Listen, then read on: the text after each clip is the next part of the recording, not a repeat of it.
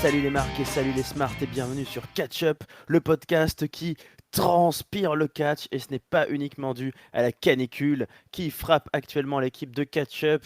Je suis Raphaël, je suis dans le sud-ouest, je suis de retour après quelques semaines d'absence, il fait chaud dans le sud-ouest. Nous avons décidé de faire une review météo de France. Alors nous avons en direct de l'île de France Tonton Chris, est-ce qu'il fait chaud Tonton Chris dans l'île de France? Yeah! Salut les gaziers, salut peuple de catch-up. Oui, on crève de chaud en Île-de-France, je le confirme. Et nous partons au nord de la France, à la frontière avec la Belgique ou le Groenland, je ne sais plus exactement. Papy, est-ce que tu as chaud, Papy? Bonjour les petits enfants, bonjour à tous, bonjour Raphaël, bonjour tonton. Oui, on meurt de chaud ici, c'est horrible. Il fait plus de 20 degrés, j'ai pas l'habitude, j'ai envie de mourir. Eh bien voilà, peuple de ketchup, vous savez qu'il fait chaud en France. Merci, c'est tout pour nous. Suivez-nous, bonne review. Mettez-nous des pouces bleus et des likes. Ah oui, non, pardon, excusez-nous. Il nous restait juste à parler du Monday Night Raw du Quand même. 10 août 2020. Et oui, quand même, en direct du Performance Center où il doit faire chaud. Certainement aussi dans cette région d'Amérique. Et en tout cas, où la tension est à son comble, la chaleur est au maximum. Ce soir, il va se passer plein de choses dans cette review qui, je peux le dire d'avance, va être historique. Restez bien à l'écoute et vous pourrez dire oui, je l'ai écouté. Et tout History will be made tonight. History will be made et le segment d'introduction, je pense qu'il va faire beaucoup parler, qu'il l'a déjà fait parler dans les chaumières. Et oui, nous démarrons le show avec une signature de contrat historique présentée par Samoa Joe. Samoa Joe Ah qui non, vient. ah non monsieur. Il y a Ah eu non, un monsieur? hommage. Alors je sais pas quelle version tu as eu, mais il y a eu au début de Raw d'abord, il y a eu un hommage.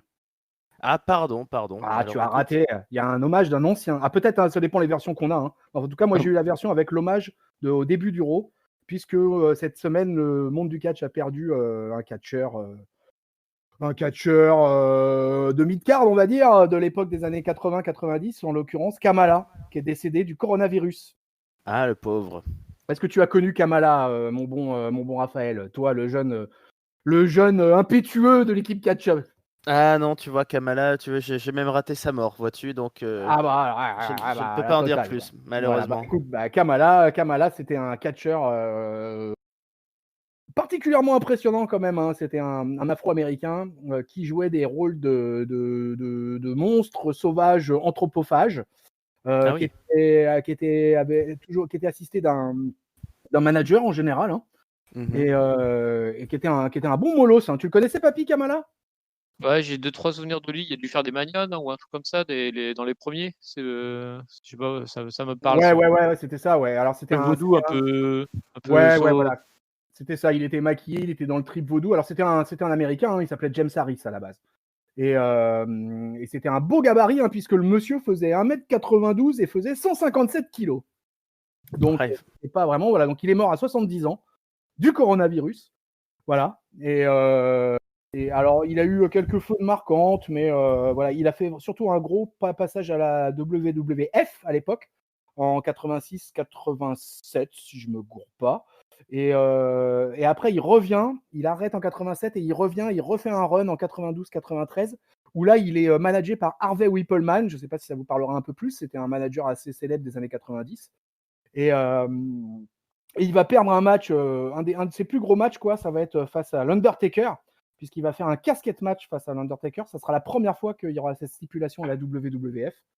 Et il perdra ce match face à l'Undertaker, hein, déjà en 1992. Hein, voilà, l'Undertaker, il rigolait déjà pas à l'époque. Et voilà, donc rest in peace, Kamala. Une pensée pour toi dans ce catch-up par la team des anciens. Ouais. Merci. dédicace. Merci tonton Chris pour cette précision historique. Eh bien, repose en paix Kamala. Et maintenant, on sait donc que le coronavirus se transmet aussi par consommation de chair humaine. Donc, ne mangez pas incontaminé. Ne mangez pas, Kamala. Voilà. Voilà, c'est la leçon à retenir. C'était la leçon à retenir de ce show hommage. Donc, alors, est-ce que ce soir, on a mangé des gens en hommage à Kamala? On va le voir tout de suite, peut-être, peut-être pas. Donc, je reprends où je commençais mon show. Donc, c'était le présent, c'était sur le ring du Performance Center. Samoa Joe commence une signature de contrat historique, puisqu'on va signer un contrat pour un match, mais on va signer aussi le contrat d'une nouvelle superstar de la WWE. Alors cette superstar, elle est connue, c'est même une seconde génération superstar, même peut-être troisième ou quatrième, je sais plus, avec les Mexicains, on sait plus, ils ont tous des masques. Ils sont tous cousins, et donc vous avez compris, c'est Dominic Mysterio qui fait ses débuts à la WWE officiellement, et qui vient signer le contrat de son match contre Seth Rollins. Seth Rollins arrive le premier avec Murphy à côté de lui. Dominic vient avec un kendo stick à la main. Et ça commence déjà à irriter un peu Seth Rollins qui dit: oh là là, si tu veux te comporter comme un homme, tu devrais venir sans kendo stick. Samoa Joe lui prend le kendo stick. On sait que la semaine dernière, il y a eu des tensions entre l'équipe de Rollins et l'équipe de Samoa Joe. Samoa Joe, il dit il aimerait voir Rollins, ce talentueux athlète, être le Seth freaking Rollins. Euh, et lui dire: mais qui es-tu pour pousser ce jeune homme là de 14-15 ans prépubère à venir sur un ring de catch venger l'honneur de son père.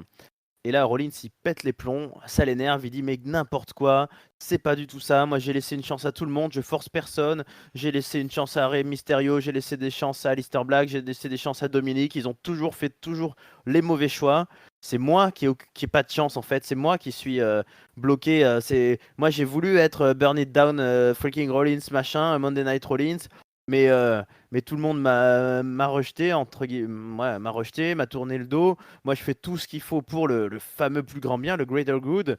Et il harangue la foule payée des employés de la WWE du Performance Center en disant: mais quand est-ce que ça sera suffisant? Quand est-ce que j'aurai fait ce qu'il faut? Il dit à Dominique: tu devrais me remercier à genoux pour l'opportunité que je te donne. Et puis il dit: tiens Dominique, attends, on sait tous que face à moi, la superstar de sa génération, là tu tiendrais pas 10 secondes. Donc écoute, viens avec ton kendo stick, viens avec tous les outils que tu veux, tu auras le droit de les utiliser. Donc tout le monde signe à ce moment-là. Dominic Mysterio est une nouvelle star de la WWE. Le match est officialisé à SummerSlam avec une stipu qui est pas encore tout à fait claire. Elle est extrême. Est-ce que Rollins nous fait une Dolph Ziggler là en disant qu'il y en a qu'un des deux qui peut avoir les outils, ou vous l'avez compris comment, vous, cette papille? Est-ce que tu sais un peu plus la J'ai pas stipu? plus d'infos, mais Non. moi j'ai compris que ça serait Extreme Rules en fait, hein. Je pense pas Ouais. qu'il va aller au point de dire il y a les armes que pour toi. C'est une situation trop compliquée de toute façon, mais je pense que c'est juste une façon d'amener l'Extreme Rules sans vraiment le dire en fait. Ouais, compris ça toi aussi, Chris? Un Extreme Rules un mois après le pay-per-view Extreme Ouais, Rules? moi je pense aussi, ça va être une simulation où ça va être un No Holds Barred, un Extreme Fight, Rules, enfin, ouais, Street Fight, voilà, ça va être dans cette veine-là.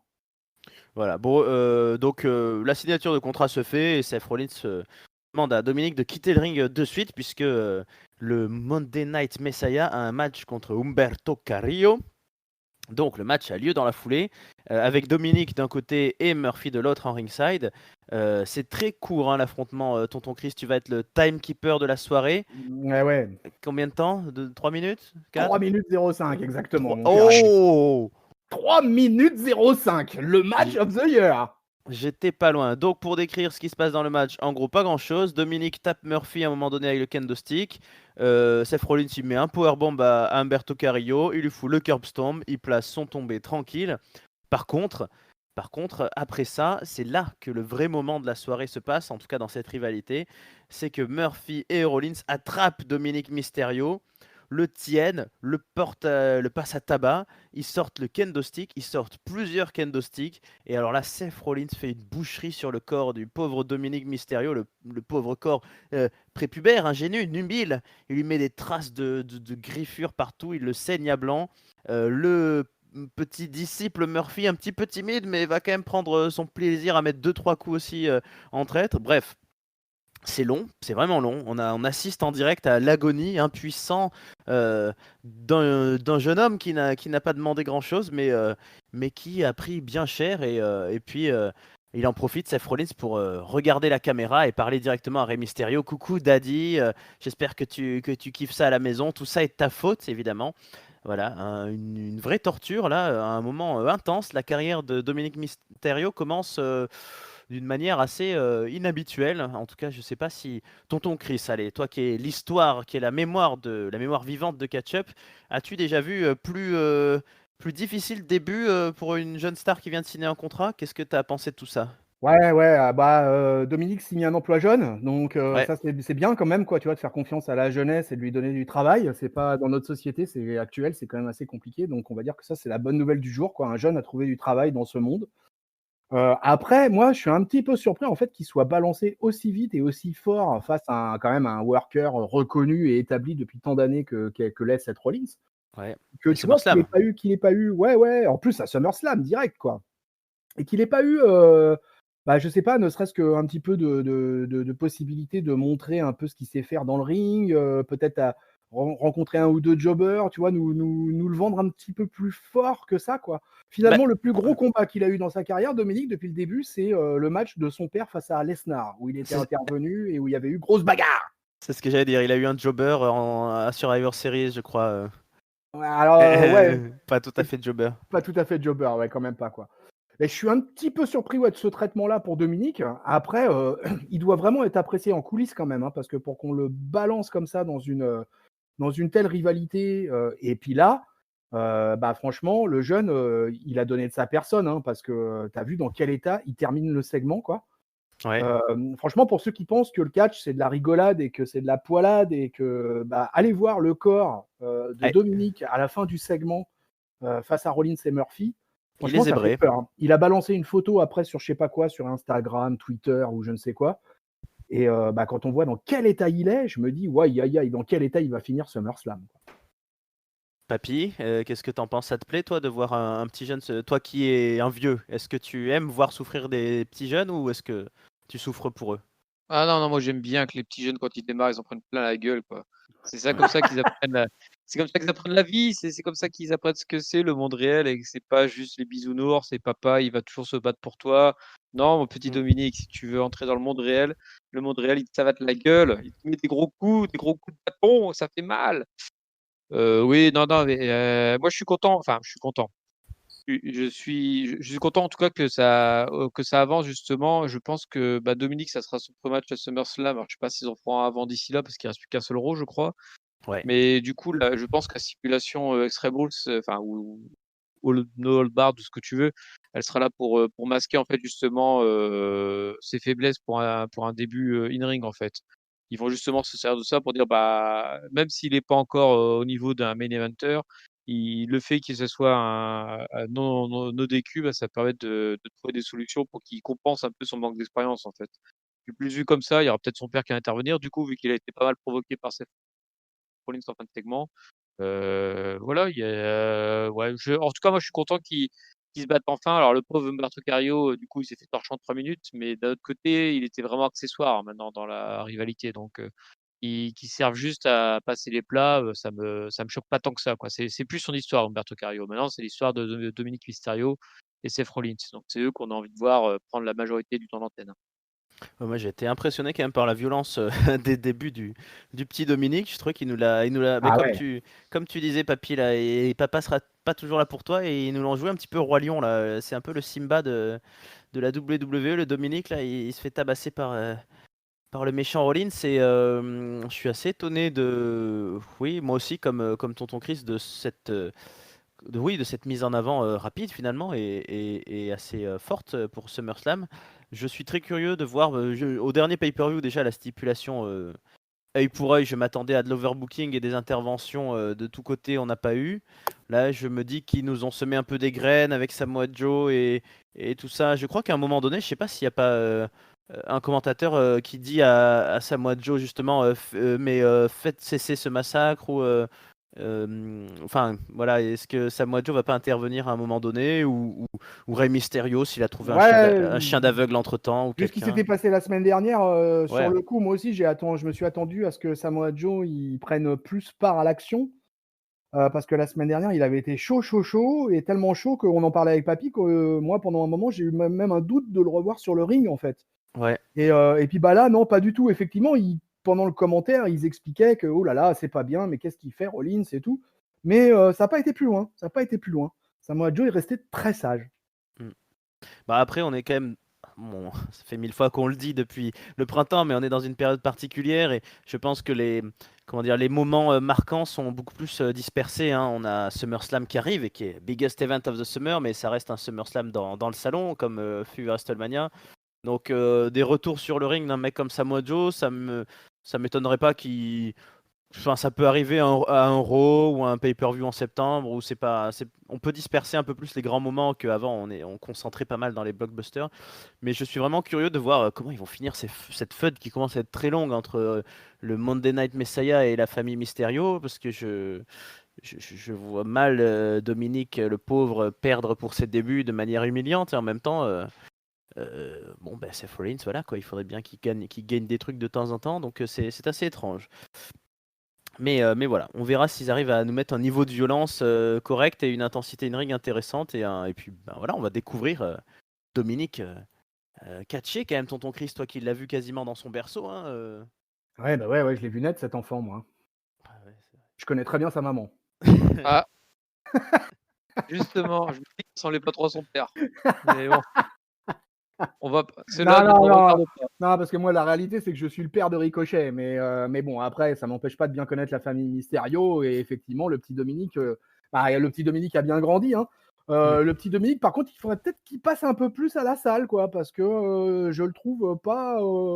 Il est pas super impressionnant, il faut dire la vérité, quoi. Il est assez Non. grand, mais c'est pas, il fait pas. On en reparlera plus tard parce que dans le style crevette, on en a quelques-uns qui se posent là en ce moment, à Raw.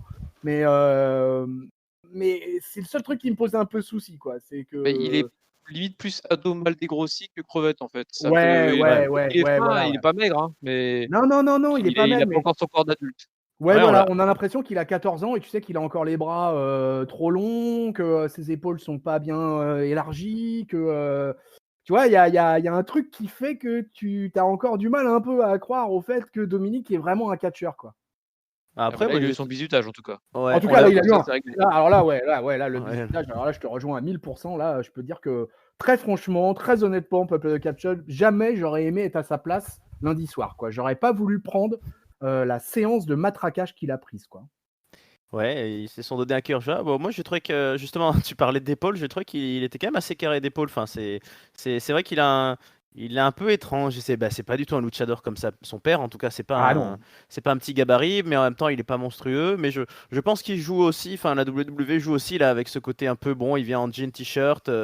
Et c'est son personnage aussi, c'est sa gimmick là, de fils à papa Ouais, c'est même pas une gimmick, en fait, c'est la C'est lui, réalité, quoi. quoi. Ouais. On est même pas dans le kayfabe, là, quoi. C'est le Mm. fils d'eux qui débarque Mm. et qui essaye de se bastonner contre celui qui a crevé un œil à son père, quoi, tu vois. Mm. Donc c'est pour ça que je pense qu'il a pas de gimmick marqué, qu'il a pas de tenue spécifique. Ça, c'est un des trucs qui m'intéresse, tu vois. Par exemple, je suis curieux de voir à SummerSlam comment il va débarquer sur ce combat, quoi. Alors s'ils sont vraiment en mode street fight, bah comme en street fight, le dress code en général c'est le jean, donc de toute manière comme ça il sera pas perdu. Hein. Et puis, un jour, il aura une musique à lui, peut-être. Ou Mais il y avait une déjà sa version. musique là. Il y avait Ah une bah, petite musique quand il est entré, non? c'est Un celle espèce de remix Ray Ray, non? Ah, c'était Ah non, celle de pour moi, Ray. Ah bon? C'était celle de Ray, mais ouais, c'était une des musiques de Ray. Je sais plus c'était un c'était remix. laquelle. Ah ouais? Ou alors, Ah ouais. ou alors ils font comme Charlotte et Ric Flair, quoi. Ils changent 2-3 notes et hop, c'est la nouvelle Ouais, musique. c'est un peu. Mais il m'a semblé que c'était ça en fait. Hein. Moi, j'ai cru que c'était un remix justement de la musique de Rey Mysterio, mais j'ai peut-être mal entendu. Hein. En plus, mon oreille n'est plus comme avant. Ah, c'est ça. Je suis plus tout jeune, donc j'ai peut-être très mal entendu, mais il me semblait justement qu'ils avaient fait un remix à propos avec le 619, tout ça, mais sur un autre. Ouais. Retire la cire que t'as dans les oreilles, papy, s'il te plaît. Je vais nettoyer tout ça au Karcher. Voilà, mais achète des cotons-tiges au moins, s'il te plaît, quand même. Quoi. Toi, Tu toi, fais chier. Franchement, depuis. à l'EHPAD, Ouais. c'est une catastrophe. Ça fait 3 mois qu'on lui dit papy va te laver les oreilles, papy va te laver les oreilles. Mais non, voilà. Ça, C'est content quand vous avez des bougies. Ouais. Et depuis son An Ear for an Ear contre Mick Foley, il est plus pareil au niveau des oreilles, notre ami. Ouais. Il a changé. Jamais le même. Allez, on continue parce qu'on a une soirée riche en événements. Alors, Oui. beaucoup d'affaires, beaucoup de polémiques, beaucoup de bordel, oserais-je le dire, dans Monday Night Raw depuis quelques semaines. Vous l'avez suivi la semaine dernière. Montez Ford, il allait pas bien. Il a mangé un poisson pas frais ou du poison, on ne sait pas trop quoi. En tout cas, Zelina Vega arrive avec Andrade et Angel Garza, c'est deux boys. Et elle se dit absolument innocente de tout ça. Elle dit mais je serais complètement conne de mettre en danger les chances de mes boys pour avoir un match à SummerSlam, puisque finalement, si Montesford est pas clear et pas pas de match. il n'y a pas de match, voilà, on l'a bien vu Ouais. avec Apollo Crews, donc voilà, c'est vrai que c'est un argument qui se défend. Bah oui, cette femme a raison. Cette femme a raison. En tout cas, Dawkins arrive et il affronte Andrade ce soir. Donc ça commence avec Dawkins assez puissant qui envoie une bonne série de coups de poing à Andrade qui est dans les cordes. Il lui passe une suplex. Mais Andrade revient en forme. Il fait sa fameuse, son double genou là dans le coin du ring. Ça fait un near fall. Et puis Zelina Vega, toujours réussi à distraire un petit peu l'arbitre. Que Bianca Belair débarque, elle fait tomber Zelina Vega, et pendant ce temps, Dawkins place son finisher dont je ne connais pas le nom et réussit assez facilement à battre Andrade. On est à plus de 3 minutes 5 ou moins même, non un peu On plus. est à 4 minutes. 4 minutes, voilà. 4 petites minutes. C'est un 4 petits- spinebuster, c'est une sorte de spinebuster en fait, son finisher à Ouais. Dawkins. Je croyais que bon, le commentateur a dû dire un nom, mais je me souviens plus. Ouais, exactement. après il a peut-être un nom spécifique, mais au final, la prise, c'est un spinebuster, quoi. Ouais. Bref, on enchaîne, on n'a pas le temps de respirer, puisqu'en fait, Bianca Belair affronte Zelina Vega dans la foulée. Alors, Zelina Vega, elle essaye beaucoup les soumissions, les étranglements, ce genre de choses, mais elle vole dans tous les sens, hein, Zelina Vega, parce que je crois qu'elle fait 28 kg 400 grammes au dernier pesé. Donc, voilà, elle se balade un petit peu partout. Par contre, elle réussit à mettre ses deux doigts dans les yeux de Bianca Oula, Belair. j'ai eu peur. Et oui. Alors, pendant que l'arbitre a le dos tourné, c'est très compliqué tout ça. Mais elle réussit à placer le double nid de son petit poulet Andrade, elle aussi, mais ça fait near fall là aussi. Et puis au final, Bianca Belair, elle s'énerve, elle est quand même un petit peu plus costaud. Elle soulève Powerbomb, elle fait son finisher KOD et elle gagne. Elle est ensuite interviewée par Charlie Caruso en lui demandant, vous accusez Zelina, l'empoisonnement de votre mari, mais est-ce que vous avez une preuve? Et Bianca Belair nous dit ouais, c'est trop évident, c'est trop sûr que c'est eux, enfin, qui voulez-vous que ce soit? Bon, personne n'accuse le cuisinier de Stanford, visiblement, il doit y avoir aucun risque d'intoxication alimentaire. Et Dawkins lui dit qu'en gros, si on veut la fumer à SummerSlam, on aura ce qu'il faut, donc on semble relativement confiant sur les chances d'avoir Montesford à SummerSlam et d'avoir ce match tag team. Qu'est-ce que vous avez pensé de toute cette guerre, Papy? Qu'est-ce que tu en as pensé? Est-ce que tu crois vraiment à l'empoisonnement volontaire ou est-ce que tu penses que c'est un simple accident? Et surtout, est-ce qu'à la maison de retraite, on regarde toujours les dates de péremption des yaourts qu'on vous donne? Ah bah oui, on regarde toujours, c'est important, hein, parce que de toute façon, sinon, on est tellement fragile que le moindre coup de vent nous fait crever, donc attention aux yaourts périmés, nom de Dieu. Mm. Sinon, moi alors chaque semaine j'ai mon coupable différent. La semaine dernière, j'étais persuadé que c'était les Viking Raiders qui étaient coupables. Cette semaine, je pense que c'est Angelo Dawkins qui est coupable, parce qu'il m'avait l'air un peu trop souriant dans le ring, donc voilà. J'aime pas quand les gens sourient trop, moi. J'aime plus les gens qui souffrent et qui pleurent. En tout cas, vu comment il tourne autour du on sait pas qui c'est, est-ce que vous avez des preuves? J'ose espérer qu'ils vont nous ressortir le justicier mystérieux là, comment Le ça s'appelle hacker? là, le hacker fou, voilà le hacker. On sait pas son nom, on sait pas qui Mm. c'est. Il est arrivé à Raw alors que 2 jours après Ali, mais on ne sait pas qui c'est. Ouais, mais Ali a disparu Mais d'ailleurs voilà. au passage, hein. Et Ali est disparu, bizarrement. Ali est parti disparu, il est réapparu et hop, il est reporté disparu. Mais il disparaît que quand il y a des mystères qui apparaissent. Je ne sais pas Bah, pourquoi. C'est-à-dire que si ma mémoire est bonne, l'affaire policière concernant Jeff Hardy qui avait foncé dans Elias, on n'a toujours pas eu de coupable, hein, Non, jamais. Il n'y en aura jamais. Voilà, donc là je pense que, enfin moi je le sens bien parti dans le même. De toute façon, la plupart des affaires en justice sont classées sans suite, malheureusement. Mais toi, tonton Chris, est-ce que tu as ton opinion là-dessus? Bah, moi j'ai pas la même version que Papy parce que moi je pense pas que ce soit Angelo Dawkins dans cette histoire. Angelo Dawkins me paraît un peu trop teubé pour faire ce genre de choses. Mais c'est Par contre, moi c'est surtout ce que j'ai constaté, c'est qu'au final, Dawkins, il a eu droit à 4 minutes face à Andrade, alors que derrière, le match féminin, on aurait eu droit à 6 minutes 15. Waouh. Et que Zelina, elle a pris cher, hein, parce que là, on est face à finalement une manager qui rencontre une vraie catcheuse, parce que Bianca Belair, pour le coup, c'est une vraie athlète. Et d'ailleurs, son finisher, le Kiss of Death, est bien là pour le montrer, quoi, que vraiment, cette nana, elle a des capacités physiques hors normes. Pour moi, c'est une des plus impressionnantes dans le roster féminin, tout brand confondu. Pour l'avoir suivi toute sa carrière à NXT, etc. Pour moi, franchement, Bianca Belair, c'est une des plus impressionnantes physiquement. J'espère qu'elle va avoir un bon gros run dans le main roster, parce que pour moi, elle le mérite. En tout cas, elle fait partie des filles que je suis et que j'aime bien. Et alors là, elle est mise un peu dans une feud un peu bancale. On a empoisonné son mari René. Voilà, et tout ça, c'est pas bien, c'est pas sympa. Mais elle a rappelé quand même pendant ces 6 minutes là que voilà que c'était une catcheuse et qu'il allait pas falloir déconner avec elle à l'avenir. Certes, Non, certes. Oui, Il y en a un papy. qui par contre baisse de plus en plus, j'ai l'impression, c'est Andrade, hein. Vu Ouais. qu'à chaque fois qu'il y a une victoire, c'est Angel Garza qui la prend. ouais, Et c'est par vrai que contre, Garza toutes est les défaites vachement sont pour sa protégé, gueule. ouais. Et Ouais, toutes c'est les vrai. défaites sont pour Andrade. Donc lui, par contre, il est bien descendu dans la carte. Il est limite plus bas que son coéquipier désormais, je trouve. Mais pour le coup, moi j'aime bien cette rivalité dans la Tag Team Division à Raw là. Je trouve que ça marche bien. Je trouve que les Mexicains font un bon boulot depuis plusieurs mois maintenant. Ouais. Quand même, on les a. Ça fait quand même je ne sais combien de reviews de Raw dont on parle d'eux et à chaque fois on dit bah quand même qu'ils font partie des segments les plus intéressants. Garza, comme tu le dis justement, Papy Garza, il a l'air d'être vachement protégé et c'est Andrade qui prend tous les pins.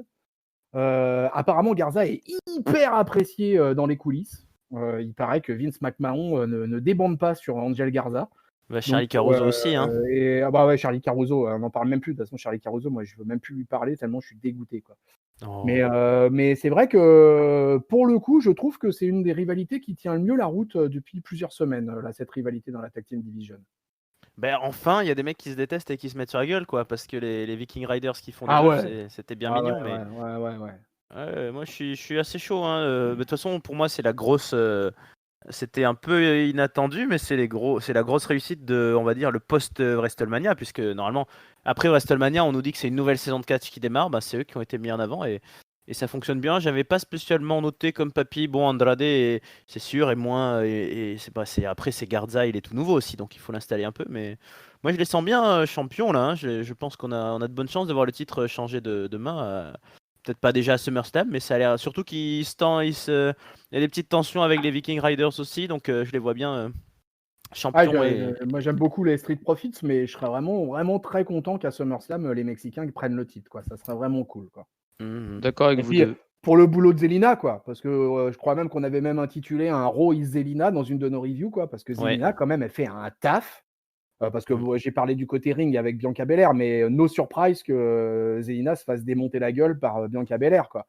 Non. Mais à côté Oui. de ça, Zelina, elle fait un taf au micro, en présence, pendant les matchs, backstage. Elle est partout, la nana, quoi. Mm. Et moi, je trouve qu'elle fait vraiment un boulot remarquable. Mais un jour, elle va partir, elle va s'enfuir en glissant sous le ring, et puis on va découvrir qu'en fait, elles sont deux. Tu sais, ils Ah avaient bon? déjà, ouais, ils ont déjà fait ça. C'était les jumelles, Ah, c'était les les jumelles jumelles. Les Bella Vega qui Twins. étaient. Ah oui, c'est vrai. Oui, papy. Ça sera les Vega Twins du coup.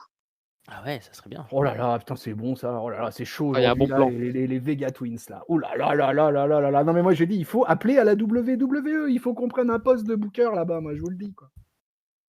Et bien, en attendant que le téléphone sonne pour nous engager, alors il y a peut-être des gens qui peuvent nous engager parce qu'il y a un mec à la WWE, là, il recrute, hein, il cherche à recruter. Il est sur le ring ce soir, il a fait installer son petit salon. C'est le VIP Lounge. Est-ce que, messieurs, vous voudriez faire partie du Hard Business? Alors, je ne sais pas si, si on a les qualités requises. En tout cas, ce soir, ils sont vénères, hein. MVP, il est grognon.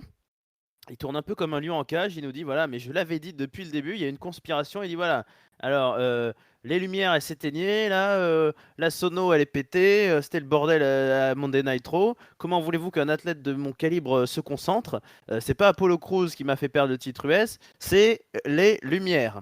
Bon, ça fait un peu pouffer de rire les commentateurs et tout le monde. Du coup, Apollo Crews il arrive. Hein, et il dit voilà, MVP, t'es toujours là à te chercher des excuses. Maintenant, tu nous sors un Lumière m'a tué. Et puis MVP, il lui dit ah ouais, et ben toi, tes excuses quand t'étais pas là à Extreme Rules, c'est pareil. Voilà, voilà. Apollo, il rigole un petit peu en disant que c'est lui maintenant qui a la ceinture qui a coûté 15 millions de dollars à MVP ou je ne sais plus quoi. Bref, MVP reproche à Apollo Crews de toujours prendre les mauvaises décisions. Il a piqué visiblement le script de Seth Rollins. Et puis Apollo Crews, bon, il prend le micro un peu plus sérieusement. Il dit voilà, et bah écoute, il y aura pas de, il y aura pas d'excuses. En gros, à SummerSlam, donc on a un match validé entre les deux hommes. Et puis ça va être sérieux. Il monte sur le ring pour balancer les fauteuils de MVP. Et nous enchaînons avec un match. Apollo Crews affronte Shelton Benjamin. C'est assez court là aussi, hein. On a des matchs assez courts. À Monday Night Raw, Papy va nous donner le chrono dès que j'ai fini de décrire ce combat qui sera d'abord commencé par un Shelton Benjamin qui domine au sol, puis Apollo Crews qui va se faire un petit peu plaisir en sautant, faisant ses shooting stars, moonsault, machin, tout ça. Mais il est distrait à un moment donné. Excusez-moi, je n'ai plus les termes exacts, il fait chaud. Il est distrait à un moment donné alors qu'il est en train de faire ses roulades et ses pirouettes par Bobby Lashley à l'extérieur. Et du coup, hommage à la division féminine, Eh il oui. perd sur un roll-up de Shelton Benjamin. Et Bobby Lashley, il monte de suite sur le ring. Il porte sa full Nelson à Apollo Crews. Mais MVP, il dit non, non, oh, oh, du calme, Draculo. Hop, tranquille, hop. Non, non, non, non, tu le laisses tranquille, Apollo Crews. Laisse-le rentrer chez lui. Je veux pas d'excuses. Je veux le battre à SummerSlam. Laisse-le tranquille. Et MVP s'approche un peu d'Apollo Crews. Et là, il fait vraiment son petit parrain de la mafia. Il fait, tu vois, fiston, je fais attention à toi. Je tiens à ta santé. Et poum, eh ben, il prend un kick dans la tronche d'Apollo Crews et il s'en va. Et le segment est fini là-dessus. Étonnamment, à ma très très très très grande surprise, aucune mention du passage du Hurt Business dans le fameux Raw Underground. Mais par contre, on continue la fête avec Apollo Crews. Tonton Chris, le timing, le roll-up, qu'est-ce que tu as pensé de tout ce segment? Ouais, un match de 5 minutes, hein. Voilà, ça a duré 5 minutes. Ça a été quand même assez éclair. Alors, effectivement, moi, j'étais un peu comme toi sur le fait que je m'attendais à quelque chose lié au Raw Underground avec le Hurt Business. Et puis, non, en fait, pas du tout. Ça a été complètement évacué. Alors que, quand même, la semaine dernière, MVP avait dit que le Hurt Business prenait le contrôle de Raw Underground. Mais en fait, il prenait le contrôle juste sur les 2 dernières minutes du show de la semaine dernière. C'était ça qu'il n'avait pas précisé, quoi. Juste pour lâcher le micro. Ouais, voilà, ouais. Donc, du coup, cette rivalité, elle continue sa suite finalement, doucement mais sûrement, hein. Et on va enfin avoir le match qu'on n'a pas eu véritablement entre Apollo et MVP à SummerSlam. Mm. Donc, moi, je t'avoue que moi, je suis mi-figue, mi-raisin. Sur un certain plan, je trouve que le Hurt Business est plutôt sympa. Moi, je suis juste un peu déçu de voir MVP dans le ring parce que j'ai pas envie de le voir dans le ring, MVP. Voilà, moi, je préférerais que ça soit Lashley ou Benjamin qui soit face à Apollo. Mais bon, c'est le patron du Hurt Business qui s'y colle. Donc, voilà, il faut faire avec. Voilà, voilà, je suis partagé pour l'instant, quoi. C'est pas, je suis prêt à m'emballer s'il y a des choses correctes qui se passent sur le ring. Mais comme je suis quand même très inquiet sur les qualités in-ring de MVP, surtout à l'âge qu'il a dorénavant, je sais pas. Je sais pas trop où ça va nous mener, quoi. Papy, toi, t'es convaincu par ça, là? Ah bah, je suis un peu comme toi, en fait. Moi, j'aime plutôt le Hurt Business, globalement, parce que je trouve que c'est une bonne association et puis Ouais. ils ont été assez solides là pendant quelques temps, surtout, forcément Lashley là qui étale tout le monde là depuis, sa défaite contre Drew. Mais par contre, je suis déjà, ouais, j'ai comme vous, j'ai pas compris pourquoi ça s'est pas, embrayé sur le Lucha Underground, de Raw là. Pourquoi d'un coup on oublie alors qu'ils avaient pris le pouvoir? On s'en fout, ça one shot. Et puis, ouais, et puis, enfin, ouais, ça c'est que dans 10 jours quoi, SummerSlam, donc ça va être vite vu quoi, ça va être vite arrivé. Mais là, le MVP, il est vraiment faiblard de chez faiblard là, ça faisait 2 copains qui maîtrisent Apollo Crews et il arrive encore à se prendre un coup de pied dans la gueule quoi, donc c'est un gros loser quoi, MVP, donc bon, on va voir ce que ça donne derrière, hein. En tout cas, j'aime bien le Hurt Business, donc j'aimerais bien que ça se finisse, mais bien, pour, cette rivalité. Ouais, bah écoutez, jamais 203. Moi, je continue, je partage vos avis.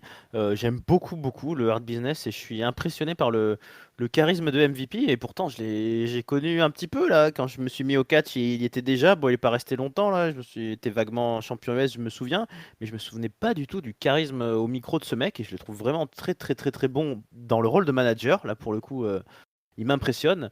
Mais en catcheur, ouais, bah ouais, c'est ça, c'est pareil, c'est comme on vient de le dire pour Zelina Vega, hein. Zelina, on veut la voir parler et on veut pas trop la voir catcher. Enfin, de temps en temps comme ça va, mais MVP c'est pareil. J'aurais préféré qu'il utilise tout son charisme pour vendre un petit peu le monstre Bobby Lashley un peu plus.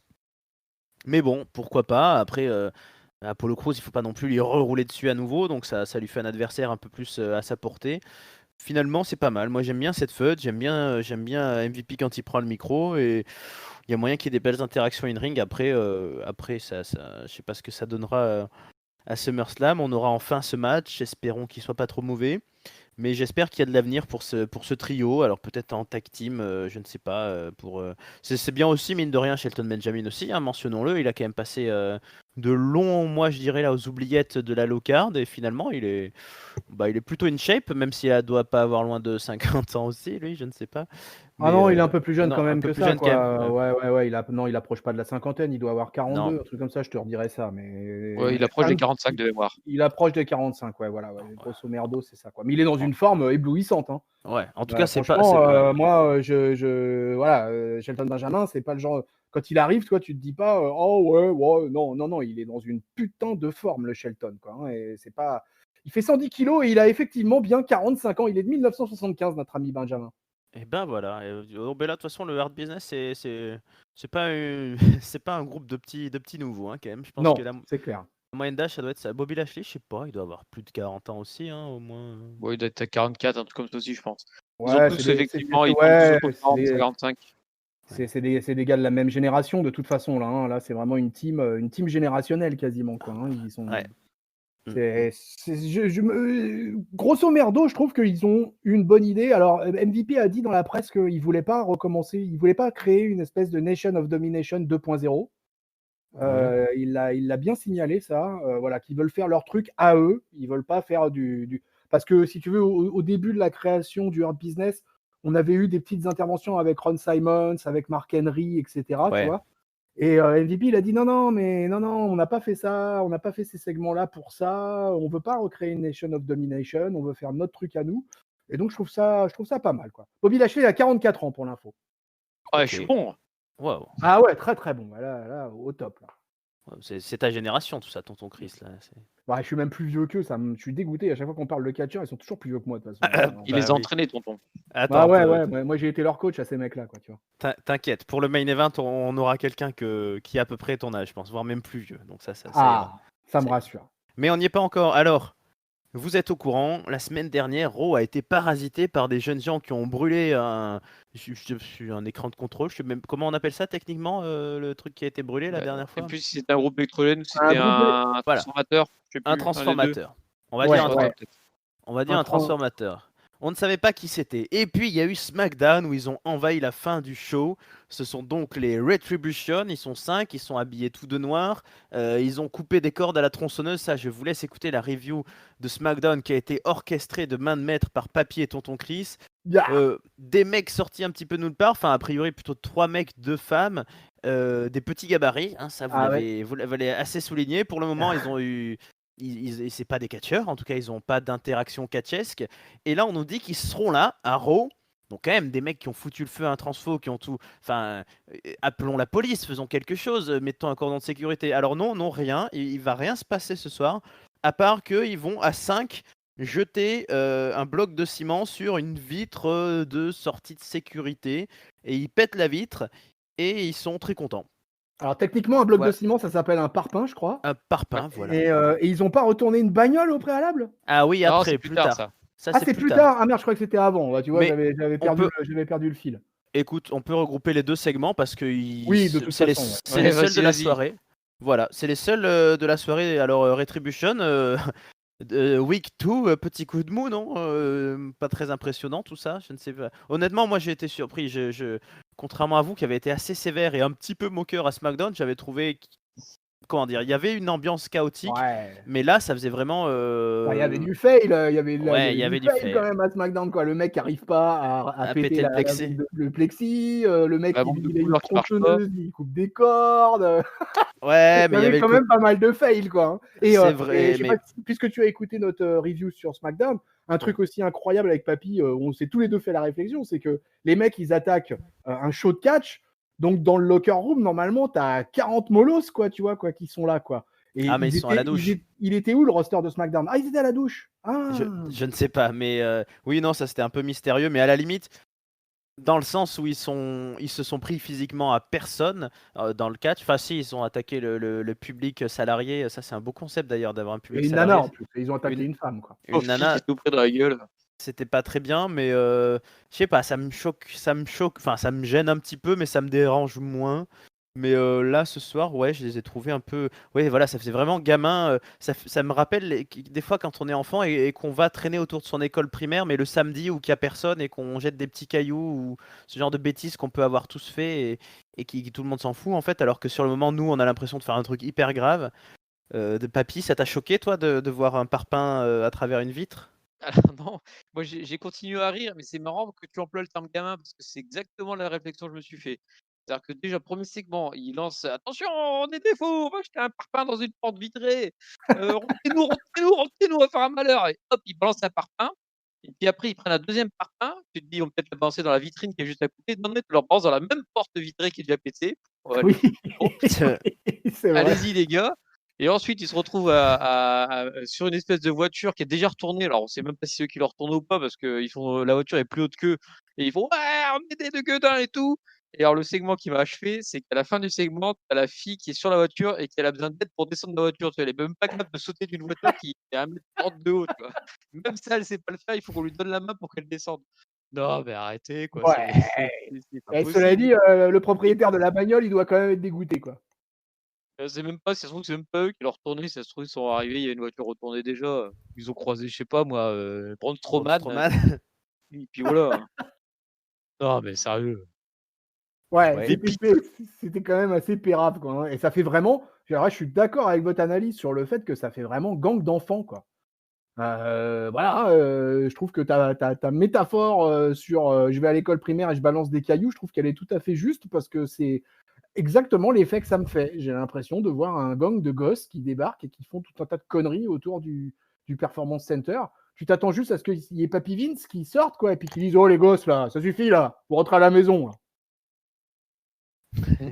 Oui, mais enfin, suite au SmackDown, moi, c'est quand même la première chose que je me suis dit. C'est un peu, ces mecs-là, ils ont l'air d'avoir des tronçonneuses et tout. Ils sont dangereux quand même. Tu t'appelles les flics, t'appelles la sécurité, mais vu ce qu'ils ont fait à Raw, tu dis non, bah, c'est bon en fait. Il y a un arbitre qui les a croisés et ça. Oui, on sent qu'on est plus proche des jobbers que de quelque chose qui va être la nouvelle Nexus. Alors, je ne sais pas si on Ouais, et puis a. ils sont tout petits, quoi, ils Voilà. sont tout petits. C'est un vrai problème par rapport à ça quand même, les gars. On est au catch là, non? Alors, est-ce qu'on a avancé dans nos analyses, dans nos recherches? Est-ce que c'est la Team 205? Est-ce que c'est NXT UK? Moi, j'ai l'impression la que c'est les mêmes team que les ninjas. 105 je pense, hein, franchement, Hein? Ouais, c'est 105. Moi, j'ai l'impression que c'est les ninjas en fait.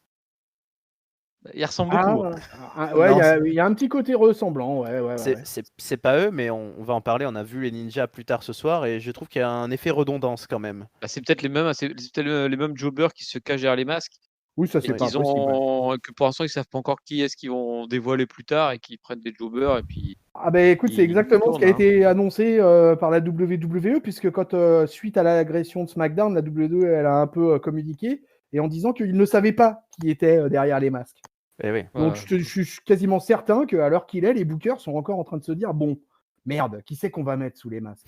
Et quand ça va être un mec de 2 mètres de haut qui va être révélé, tu vas te faire: «Mais je comprends pas, il fait 1,30 m, il a tu sais, ça va être Keith Lee, Dijakovic, bah merde alors, Damien Priest et alors là, Priest, merde». voilà. Oh là là, le mort de rire. Ouais, mais je sais pas, de manière générale, je trouve qu'il y a un peu parce que bon, c'est pas tout à fait pareil, mais il y avait à NXT les Mexicains là qui s'enlevaient les uns les autres aussi ces derniers temps, et je trouve qu'il y a une espèce de tout ça ouais, il y a une petite répétition, je trouve, dans le scénario d'avoir des gars qu'on sait pas qui c'est, qui débarquent un peu n'importe comment. Enfin voilà, il y a un petit peu trop de gangs. C'est comment ils s'appellent, les Heroes del Fantasma là. Bon, c'est pas les mêmes, hein, mais évidemment, mais je Ah vois moi pas pour le coup, trop. ça me gêne pas ça qu'il y ait des gangs par contre, Ouais, mais ça te j'aimerais bien gêne que ce soit pas? des gangs crédibles. Oui, Heu, mais ça ressemble un peu Là, beaucoup alors là. les Roses de Fantasma, c'est pas enfin j'étais bien content finalement quand ça a été révélé à l'époque sur NXT, hein. Je trouvais que ça faisait plutôt bien d'avoir une équipe autour d'un nouveau méchant, mais par contre, bah, ça ça marche parce qu'NXT c'est plutôt axé sur la technique, tous ces trucs-là, mais qu'il y a déjà une division cruiserweight à NXT, vu qu'il y a la ceinture Mm. cruiserweight qui est là-bas.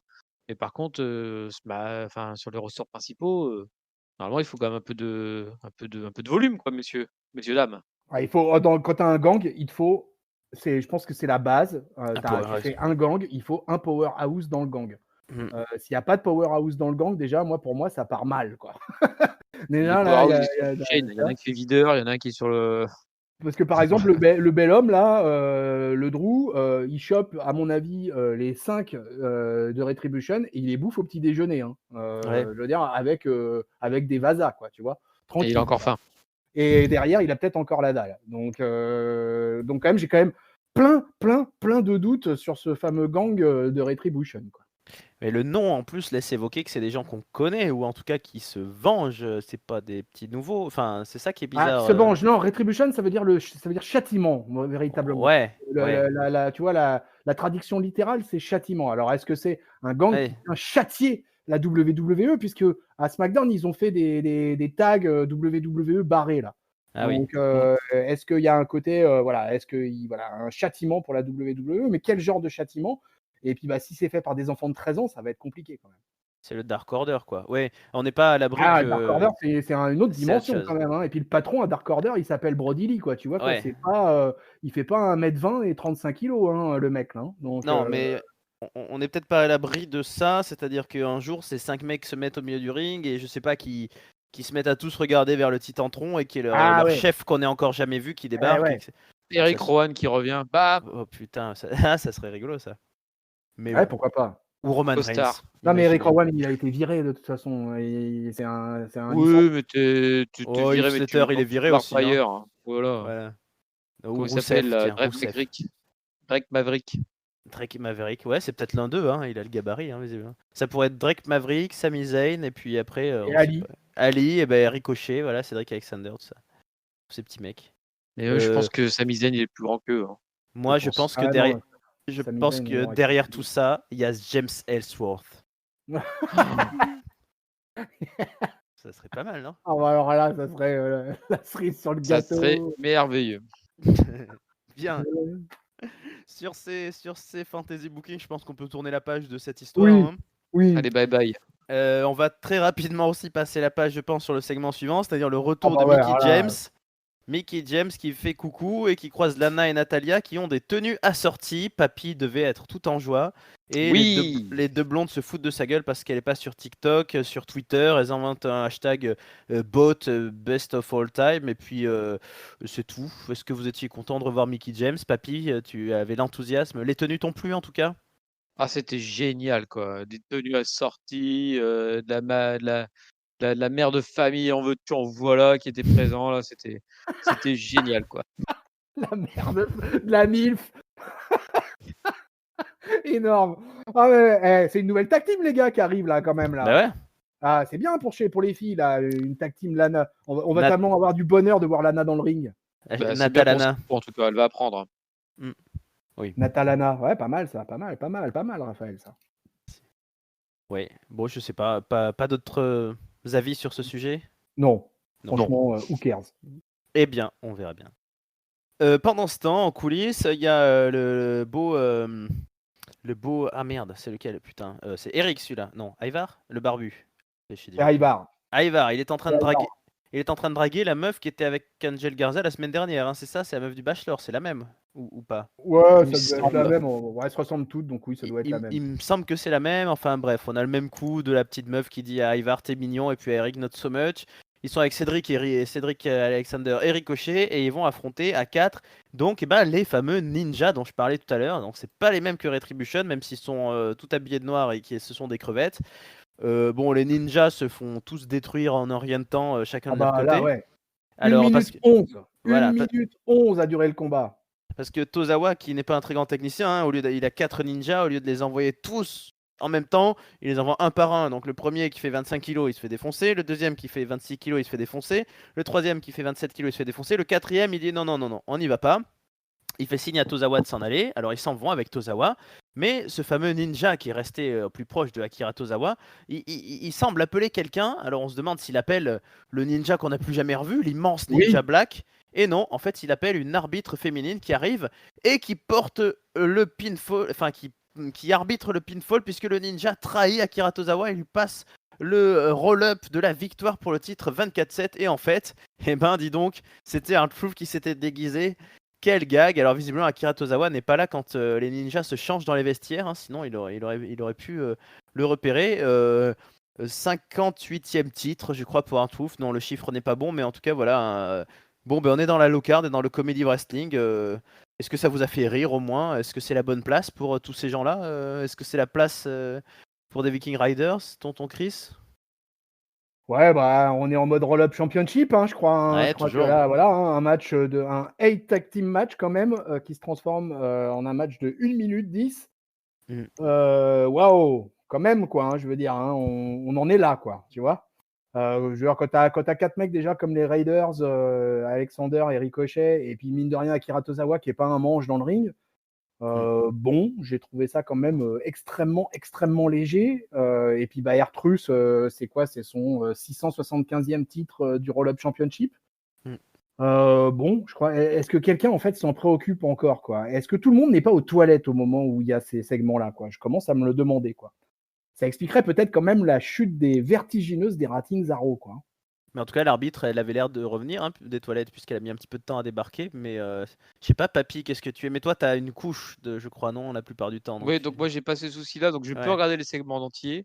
Ah, Donc j'ai plusieurs remarques sur ce segment, tu vois.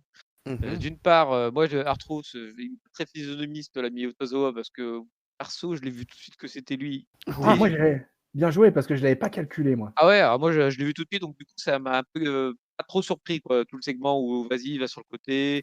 Attention un arbitre, tourne-toi et une fois encore quand le catcheur qui porte la ceinture voit un arbitre, il est bloqué, paralysé pendant 5 secondes, ce qui permet de faire un roll-up.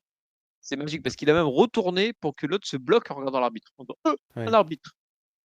Mais bon, et sinon non, par contre plus sérieusement ce qui m'a alors le 24/7 on s'en fout, franchement, comme vous. Mais par contre ce qui m'a un peu vraiment fait mal au cœur, c'est les Viking Raiders qui la semaine dernière étaient partis dans Raw Underground se refaire un peu la street. Ah oui, c'est Bah vrai, ouais. hop, ils sont remontés aussi sec pour faire les bouffons. Bah voilà, C'est vrai, putain, j'avais même plus quel pensé quel à ça, quoi. désespoir, quel désespoir, je suis désespéré. C'est vrai qu'Eric nous a été présenté la semaine dernière comme un gros tueur là en mode Voilà, Raw Underground là, et c'est vrai que cette semaine, du coup, il revient et que voilà, tout le monde en a plus rien à foutre, quoi. one shot, Raw Underground. Tout s'oublie Ah, d'une semaine à l'autre. bah peut-être que c'est une semaine sur deux. Voilà, de temps en temps ils font rire et de temps en temps ils envoient des coups de genou dans la tronche. On verra bien. Mais oui, c'est vrai que c'est du comedy wrestling avec un casting un peu étonnant. Enfin, bon. Écoute, Tozawa, il a l'air de jouer le rôle à fond. Peut-être enfin, je pense sûrement qu'il préfère ne pas catcher et avoir 5 minutes à Raw plutôt que d'être un excellent 205 et d'être jamais à Raw. Donc, je sais pas, c'est une délicate équation de la carrière de catcheur. Ah, toujours le Oui. problème de savoir est-ce qu'il faut avoir du temps d'antenne Ouais. ou est-ce qu'il faut ne pas avoir de temps d'antenne et puis passer son temps dans le locker room à regarder les écrans de contrôle. Bon, Bah, je je pense pense qu'il se que fait plaisir là, quelques mois, ça a pas déjà de ouais, sac ouais. faire le Ouais. bouffon, hein. Enfin, Je on crois que dira Tozawa, il est d'accord sur le fait d'avoir que 2 ou 3 minutes d'antenne, mais tant qu'il est là, c'est tout ce qui compte, quoi. Ouais, puis une fois ce genre de gimmick qui le démarque bien des autres, ça sera toujours vendable à une feud secondaire après quand il aura Et fini. Tozawa, ça paraît pas comme ça, mais le Mister, c'est un businessman, parce qu'il faut savoir que quand il est arrivé à la WWE, quand il a été intégré à 205 Live, il avait posé une clause dans son contrat avec Vince McMahon, comme quoi il devait obtenir le titre Cruiserweight au bout de tant de temps, quoi. Je sais plus c'était combien de temps, et la deadline c'était quoi exactement. Mais le mec avait quand même négocié avec Vince McMahon et ils sont pas beaucoup quand même à négocier ce genre de choses, quoi. Ouais, enfin de mémoire, il l'avait gagné puis reperdu dans la foulée. Hein, Oui, il l'avait perdu peu de temps après, ouais, effectivement. Ouais. Il avait pas eu un règne très marquant. Enfin bon, à vrai dire, qui a eu un règne 205. très marquant avec le titre Cruiserweight? Il y en c'est a ce que pas j'allais beaucoup dire, hein. quand même, hein. Bah, Ah, sauf maintenant notre ami Hiro de enfin, je sais plus son nom là, Escobar. Santos Escobar. ouais, Santos Escobar qui a l'air d'être le premier vrai champion depuis très, très longtemps, quoi. ouais. Depuis, j'ai envie de dire, alors là, ça va faire saigner des oreilles à certains, mais Enzo Amore. depuis Enzo Amore, voilà. Alors Enzo Ouais. Amore, j'ai des nouvelles de lui aussi, tiens. C'est pas vrai. Comment il va? Je l'ai vu dans un segment avec Gallows et Anderson, messieurs. Et oui, Ah, dans un segment dans une des émissions de la NWA. d'accord. Et Donc que faisait-il?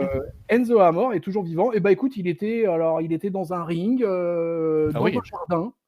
d'accord. Voilà, un truc désert, parce qu'à la NWA, il n'y a pas énormément de monde qui regarde. Donc, et voilà, et il faisait une promo micro. Voilà, il ne catchait pas, il faisait une promo micro. Bon, il a pas trop changé. C'était un truc total dans le comedy wrestling, pour le coup.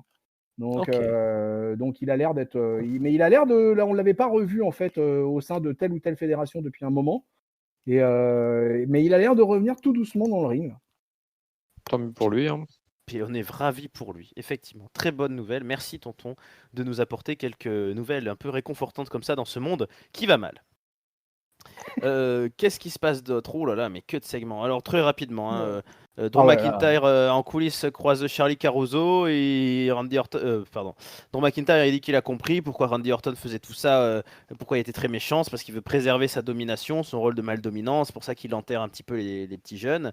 Et puis il lui dit voilà, maintenant à SummerSlam, tu veux pas, t'as pris la torche des mains de Mick Foley il y a longtemps déjà et t'as compris que à partir du moment où tu passais le flambeau, tu devenais retraité quoi. Donc du jour au lendemain, t'étais plus une star. Donc tu veux t'accrocher un peu à ta carrière, moi je vais t'arracher le flambeau des mains, je vais te la prendre la torche. Et voici et voilou. Convaincant, Drew, est-ce que vous avez un petit mot pour ça?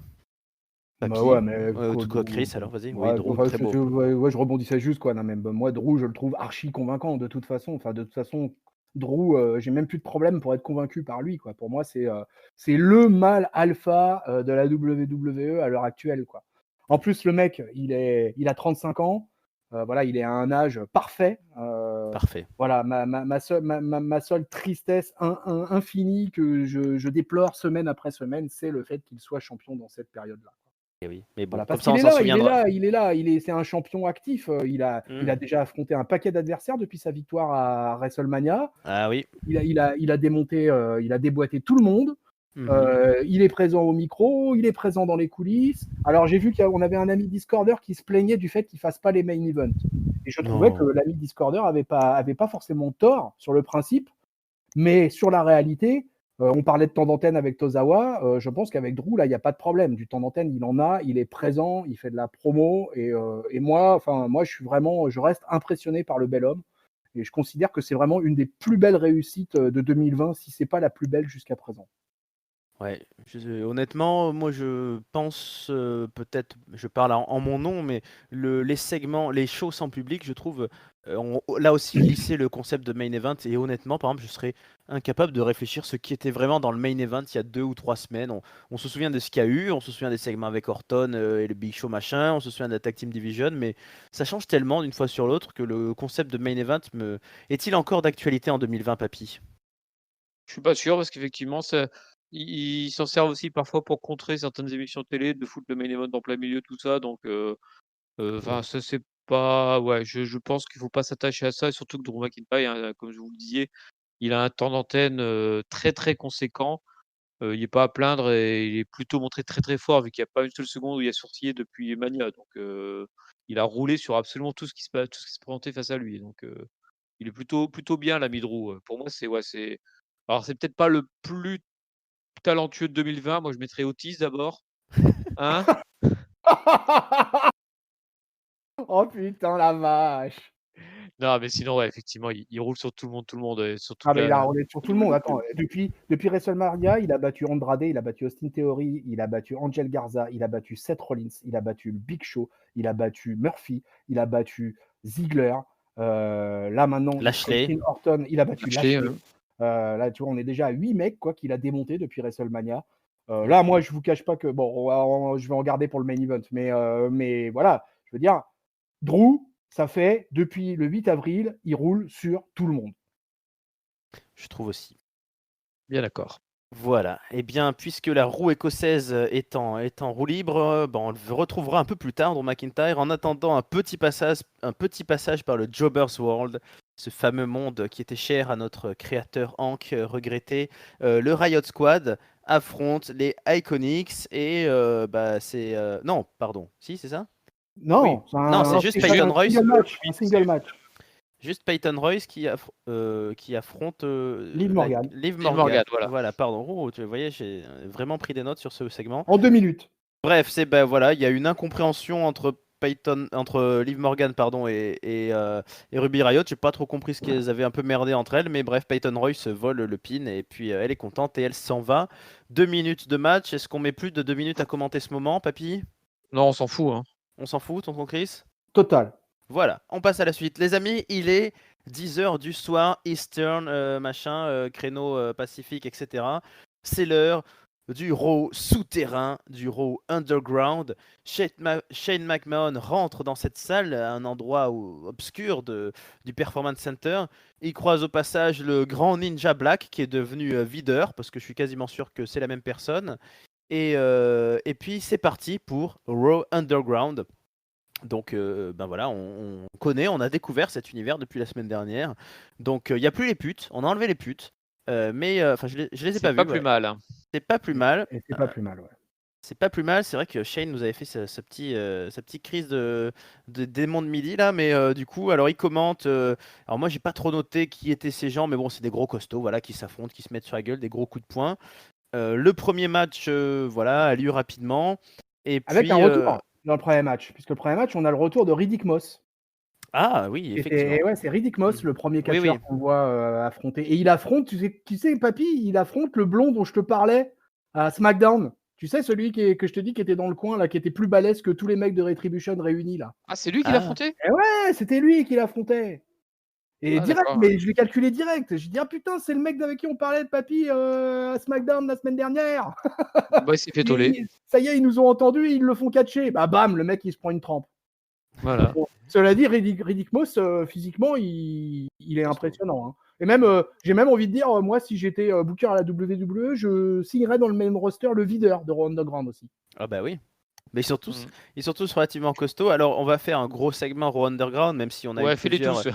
Voilà. Bon, c'était assez court, hein, finalement. Ouais. C'est un peu comme Retribution. Hein, on a eu un gros first week, et puis là, après, donc on a vu un champion de catch brésilien, a priori, Ouais, pareil, qui a excuse-moi gagné. Raphaël, hein, Oui, mais vas-y. c'est un Arturo Ruas, c'est un combattant, un ancien combattant MMA assez connu sur le circuit et qui a catché à NXT à quelques occasions, quoi. D'accord. Bah tu vois, moi j'ai pas du tout noté, enfin j'ai pas trop noté les pédigrés de ces gens-là. Juste on a revu le fameux Dabakato de la semaine dernière qui détruit un petit catcheur en lui tenant le pénis à un moment donné. Hein, il le saisit et Ouais. ouf, ça fait mal. Voilà, mais c'est Raw Underground, no rules, nous dit Shane Mm. McMahon qui jubile sur sa chaise. Enfin non, il est même pas Petit assis, chabit. il sautille, voilà, un petit chabit finisher. Il sautille Shane Mac, il adore ça. Là, et puis tout d'un coup, Shayna Baszler débarque. Elle fait face à face avec ce Dabakato qui va finalement s'en aller. Elle choisit une meuf, c'est elle hein, qui choisit qui elle affronte, Shayna Baszler. Personne ne voulait, mais elle en prend une, elle l'envoie sur le ring. Et puis il y en a une deuxième et une troisième qui débarquent. Mais Shayna Baszler détruit tout le monde. Comme nous dit ensuite au commentaire Samoa Joe, bah, elle avait l'air d'être faite pour ça, la petite. Et Shane McMahon la félicite. Et puis en nous disant, voilà, c'était second week de Raw Underground. Donc deuxième semaine, ça a eu moins de temps d'antenne que la semaine dernière. On commence à comprendre un peu le concept. Il y a des catcheurs qui passent, qu'on connaît pas. Toujours cette petite ambiance avec cette musique. Voilà, on est un peu dans le Fight Club. Est-ce que cette deuxième édition vous a accroché, tonton Chris? Est-ce que tu as bien aimé? Quelle lecture tu en fais par rapport à, étonnamment, moi, je suis très très surpris. Aucun des catcheurs qui n'y est passé la semaine dernière, vous l'avez dit, que ce soit le Hard Business ou les Viking Riders ou Ziggler, n'en ont fait mention. On dirait que c'est totalement déconnecté des autres intrigues en fait. C'est assez étrange, Ouais, non? bah, je fais le même constat que toi, en fait. On a l'impression que c'est quelque chose complètement à part, voilà, où les mecs passent, trépassent et puis disparaissent. Et puis voilà, donc du coup, on avait des nouveaux mecs cette semaine. Je reviens sur Arturo Ruas parce qu'il a une gimmick de brésilien et tout ça, mais alors qu'en fait, il n'est pas brésilien, il est libanais à la base. Ah, Mais par contre, c'est un mec qui effectivement personnalité explosive. ouais, c'est un mec qui a un gros background dans la lutte amateur, entre autres.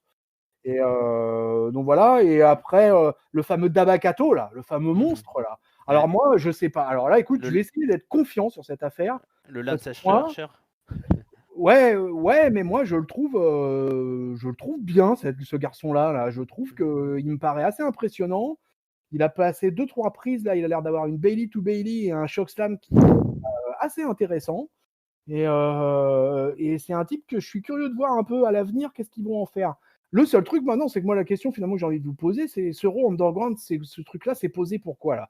C'est juste pour nous montrer quelques trucs un peu style Fight Club tous les lundis, ou est-ce que ça va nous amener vers quelque chose de plus concret? Ah Papy, bah qu'est-ce que tu en attends, penses? ouais, bah moi je vais essayer de pas être trop déçu parce que pour le coup, je suis plus du tout enthousiaste sur cette affaire. J'ai l'impression qu'ils ont encore moins d'idées que pour Retribution avec ce Raw Underground.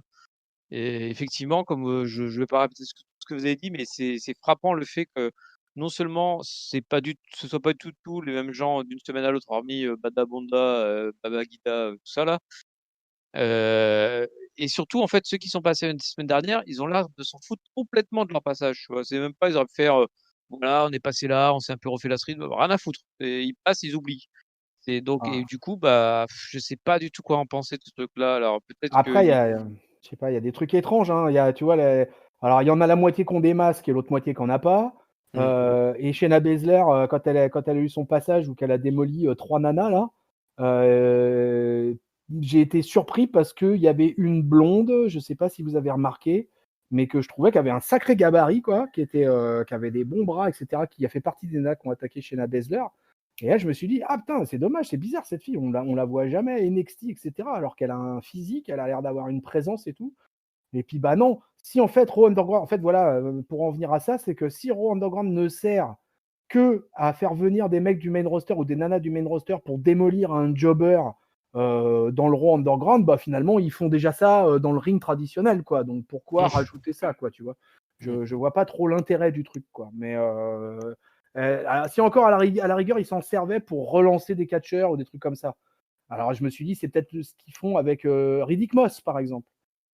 Mais je Ah sais non, pas, ouais, c'est mais tu ce vois, truc Ziggler là. était là, on l'a pas revu, les Ouais, c'est vrai, trainers ouais.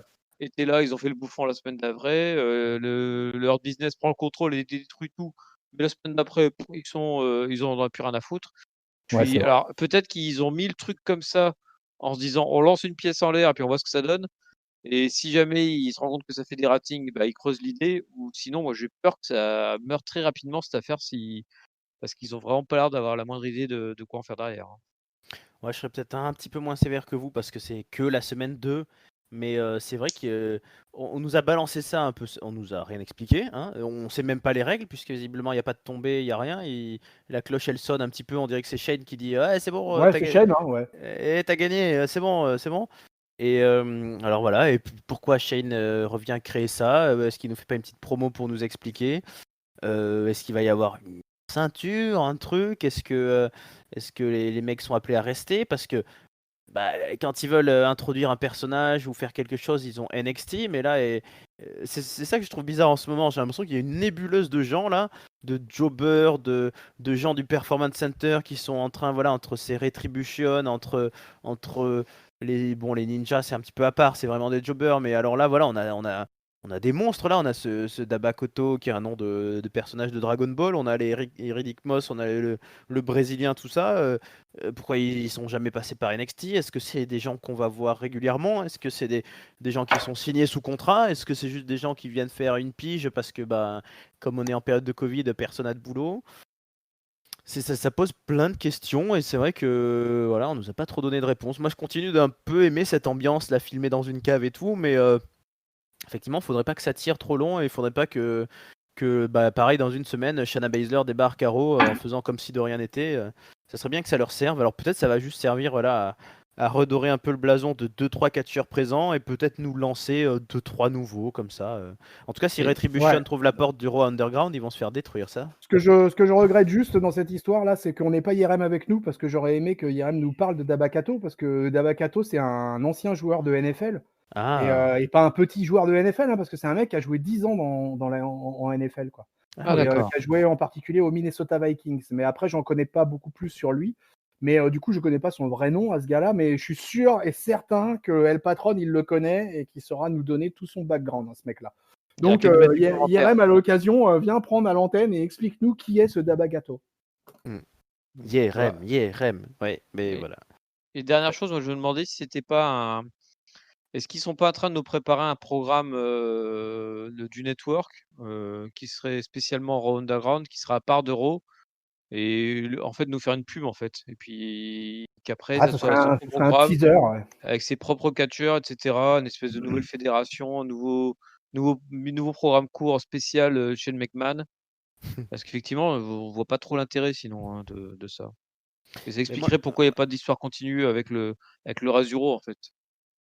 mais moi, je vois peut-être qu'on retrouve là depuis 2-3 semaines les enfants McMahon, hein, Shane est là et Stéphanie, elle fait des petites visioconférences à SmackDown là, pour parler aux filles. Alors, est-ce qu'on repart doucement vers une ère de lutte entre les frères, les sœurs, tout ça Est-ce qu'on est déjà en train de préparer pardon, Survivor Series ou une guerre comme ça? Je ne sais pas, mais les enfants McMahon sont là. Voilà, c'est un petit peu, en tout cas, c'est un peu curieux pour le moment.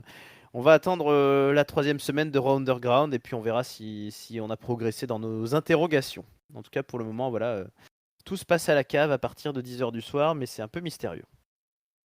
Non, tout se passe pas à la cave. Il y a du combat sur le ring. Tout à l'heure, tonton Chris, tu parlais d'une Bailey to Bailey suplex. Eh ben, est-ce qu'on va avoir la vraie, la créatrice de la Bailey to Bailey suplex? Eh bien oui, ce soir, Asuka affronte Bailey. L'enjeu, vous le connaissez, c'est que si Asuka, elle gagne contre Bailey, eh bien elle a le droit d'affronter la copine de Bailey à SummerSlam, c'est-à-dire Sasha Banks, pour le titre féminin de Raw, SmackDown, Raw, ouais, ça c'est Raw, on sait plus.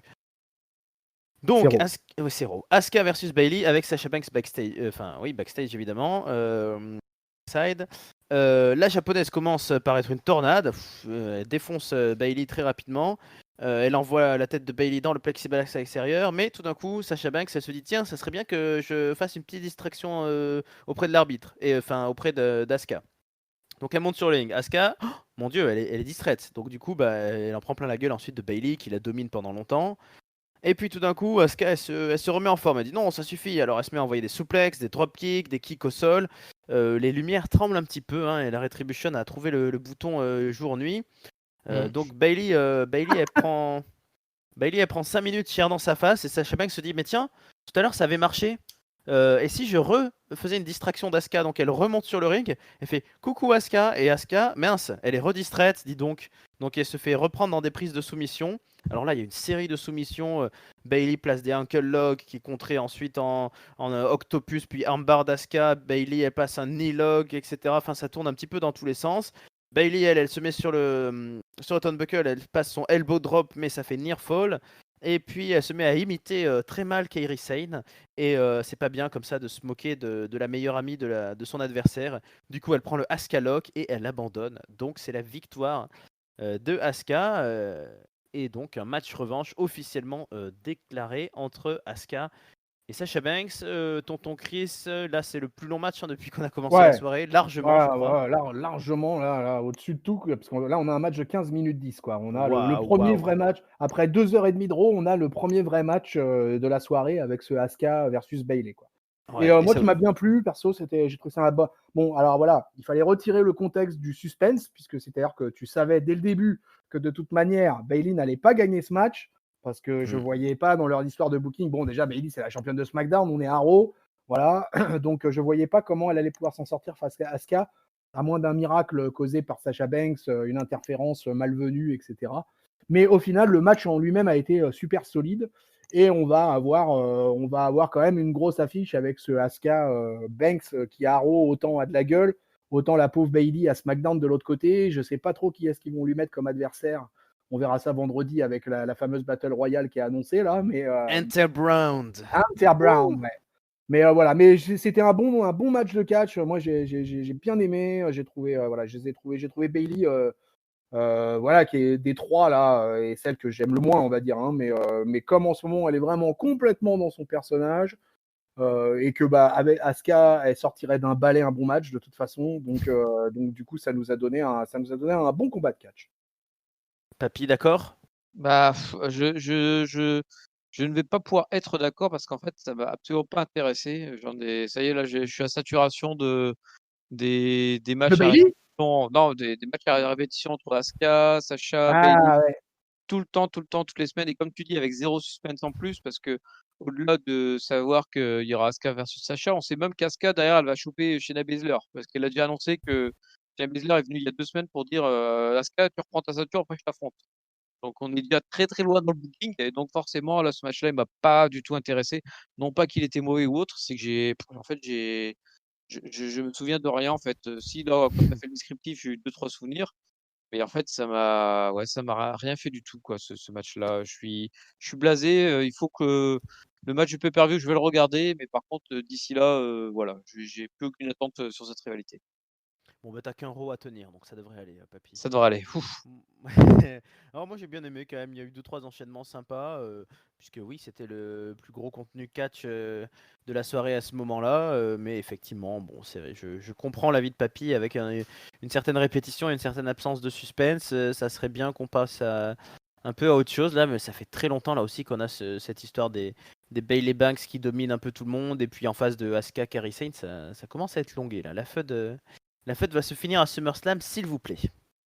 Et puis bah nous on a quasiment fini, ça y est on est au main event, le fameux main event de Monday Night Raw. Et donc effectivement il n'y a pas Drew McIntyre dans l'affiche du main event du soir. Il s'agit d'un match entre Randy Orton, donc lui aussi celui qui roule sur un peu tout le monde en ce moment, et il affronte Kevin Owens qui a réclamé lui-même le match la semaine dernière auprès de Ric Flair. Ric Flair qui est là à côté du ring. Donc, le match, le main event entre deux quand même très grands athlètes, deux très grands main eventers, on peut s'attendre à de la qualité. Kevin Owens commence par avoir le dessus pendant la rencontre, il rate un stunner, mais il évite un RKO, il place son cannonball sur Randy Orton qui est dans un coin du ring, et puis Randy Orton roule dehors et il lui place le cannonball dans les barricades, ça c'était sympa. Orton va prendre le dessus en envoyant Owens lui dans les escaliers à 2 reprises, bim bam boum les escaliers métalliques. Il domine à sa manière, lentement, torsion du cou, athémie, etc. Kevin Owens place quand même son senton bomb en courant. Orton renverse Kevin Owens sur la table des commentateurs alors qu'il y a les écrans, il y a tout. Il n'a pas du tout fait le ménage, donc ça fait mal à Kevin Owens parce que voilà, il y a des coins, il y a des arêtes, ça fait bobo. Et puis Kevin Owens reprend le dessus et alors un petit peu abus de confiance là. Kevin Owens il rampe au sol, il tape des poings sur le ring, il imite Orton et il tente un peu Randy Orton. Il s'apprête à placer son stunner quand Orton se relève et non, il est contré, séché par un RKO. Donc il gagne en combien de temps, tonton Chris, ce match? 13 minutes. Ouais, c'était assez court, hein. 13 minutes finalement. Randy Orton largement dominant entre guillemets, en tout cas une victoire clean assez rapide. Moi je m'attendais pas à ce que ça finisse si vite, il restait beaucoup de temps. Qu'est-ce qui allait se passer? Est-ce qu'on allait avoir un nouveau segment de Retribution? Est-ce qu'on allait avoir autre chose? Ben non, il se passe quelque chose d'assez inattendu et d'un peu dérangeant. On va en parler, je pense, surtout pour les vieux qui nous écoutent et les vieux qui participent à cette review. Je pense à vous, Papy et tonton Chris. C'est un moment douloureux à voir. Randy Orton prend le micro. Il était en train de fêter sa victoire avec Ric Flair et il lui dit non, reste là, Ric Flair, j'ai 2-3 trucs à te dire. Il dit voilà, Ric Flair, j'ai plein de raisons d'être en colère contre toi. Il dit c'est toi qui as demandé ce match là contre Kevin Owens. Est-ce que c'était vraiment nécessaire? J'avais pas besoin de ça, mais je peux pas vraiment être en colère contre toi. Je peux pas vraiment t'en vouloir. Je te connais depuis 20 ans. Voilà, t'as toujours été là depuis 20 ans. T'es mon mentor, t'es mon héros. Tu m'as toujours aidé. Tu m'as aidé. Alors il sort une date en octobre 2001 ou 2002. Enfin en gros quand Randy Orton faisait ses petites conneries de jeune de 22 ans, Ric Flair était là pour l'aider. Il lui dit voilà, bah voilà, pour tout ça, je te respectais, je t'aimais. Mais il parle au passé, Randy, et il dit là maintenant, je ne te respecte plus, je ne t'aime plus. Voilà, en fait, tu m'as pris sous ton aile, mais c'était pour toi, tu l'as fait pour toi. Tu m'as pris pour le fils que tu aurais voulu avoir. Donc là, ça tape fort quand même Ouais. dans l'histoire personnelle de Ric Flair qui se met à trembler un peu plus que d'habitude. Et Randy Orton lui dit bah vas-y, chiale, c'est tout ce que tu es capable de faire maintenant. T'es plus le Ric Flair que je connais, t'es plus qu'un vieux croulant, t'es plus qu'un vieux crouton. Maintenant, tu fais ta tepu pour les spotlights. Tu m'as juste pris sous ton aile là pour continuer à pouvoir être à Monday Night Raw. Tu devrais être là à ne penser qu'à mon titre et à ma prise de titre à SummerSlam, mais en fait, tu fais tout pour ta gueule comme d'habitude. Donc Ric Flair prend le micro quand même. On sent que l'émotion le frappe, hein, et puis on sent que tonton Chris qui racle avec émotion sa gorge est aussi Voilà. ému. Ric Flair il dit bah ouais, j'aime le spotlight, j'aime ça, j'aime être à Raw, je suis à Raw alors que j'ai 71 ans, putain, rendez-vous compte. Mais mine de rien, je suis là pour toi. Il dit je veux être là pour voir ta 15e prise de titre, ta 16e, ta 17e. Je te veux toi pour battre mon record de titre, pas John Cena, j'emmerde profond, Giscal. Je veux que ça soit toi qui batte mon record historique. T'es le meilleur, t'es la meilleure superstar que je connaisse, c'est pour ça que je suis là avec toi. Et puis Ric Flair nous parle de cette période où il a été dans le coma l'été d'il y a 2 ans. Et il dit voilà, depuis que je suis sorti du coma, je veux dire aux gens que je les aime. Voilà, il nous fait un peu une Louis Chédid. Il faut dire aux gens qu'on aime, qu'on les aime. Et puis bon, ils font un gros câlin quand même avec Randy Orton. Sauf que la vipère a plus d'un tour dans son sac. Pas de RKO quand même, ça pourrait tuer véritablement Ric Flair, je pense. Mais un bon low blow des familles, un gros coup de poing, coup de bras dans les parties intimes de Ric Flair qui ont pourtant beaucoup souffert tout au long de sa carrière. Et il s'élance alors que les lumières se remettent à vaciller. Là, les Retribution ont à nouveau trouvé la petite ampoule qui cramait.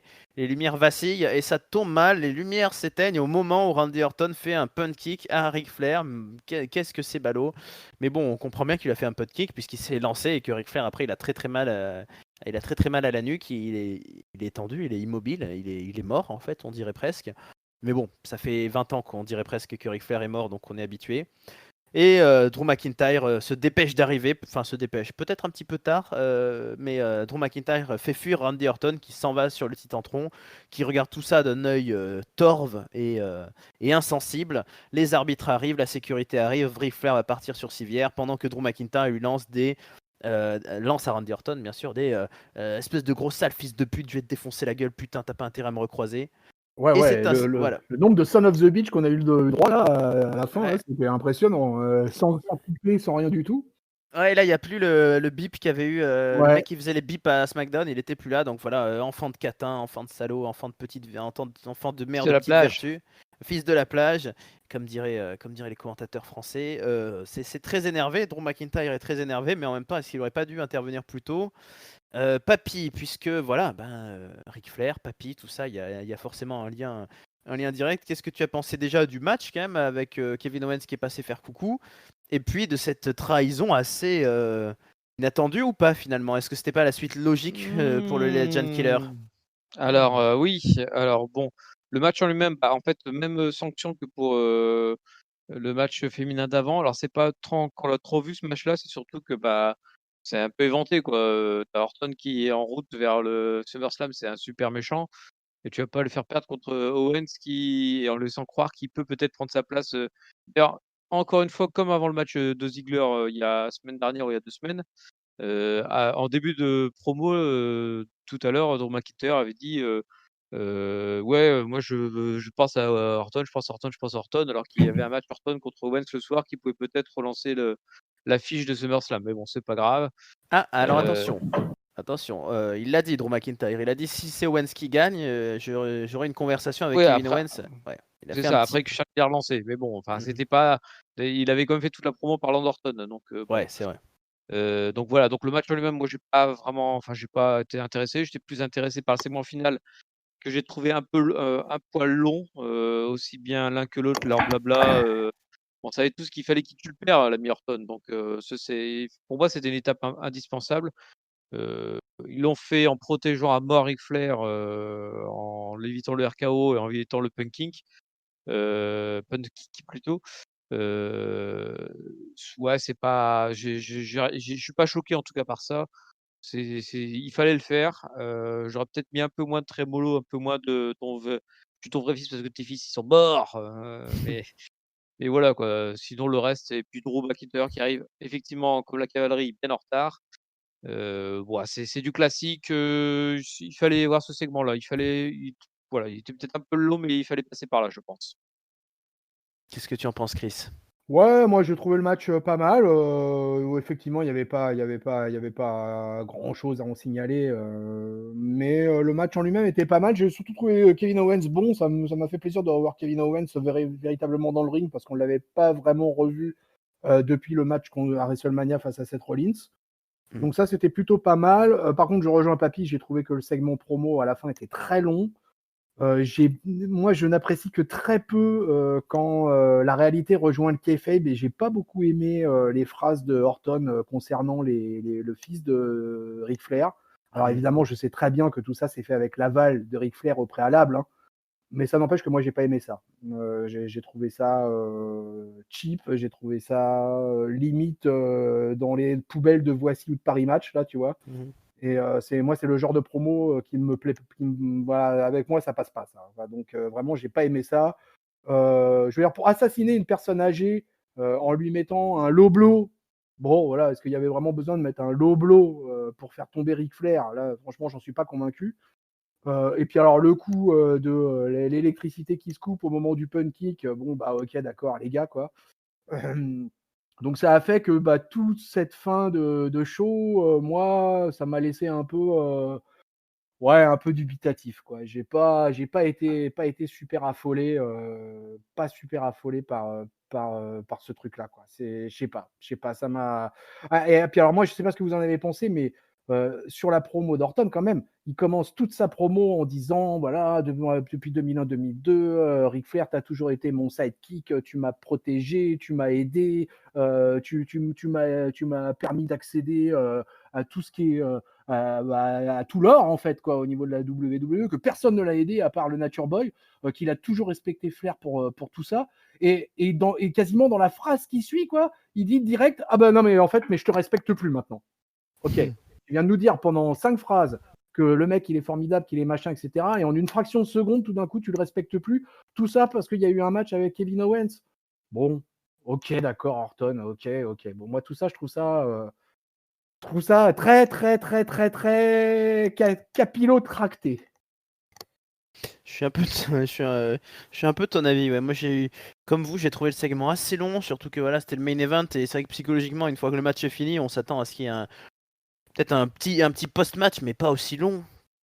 Pas aussi long. Et puis, ouais, alors Randy Orton est un connard suprême, et j'imagine que c'est ça qu'on veut nous dire, un connard orgueilleux, Ouais, c'est ça, ouais.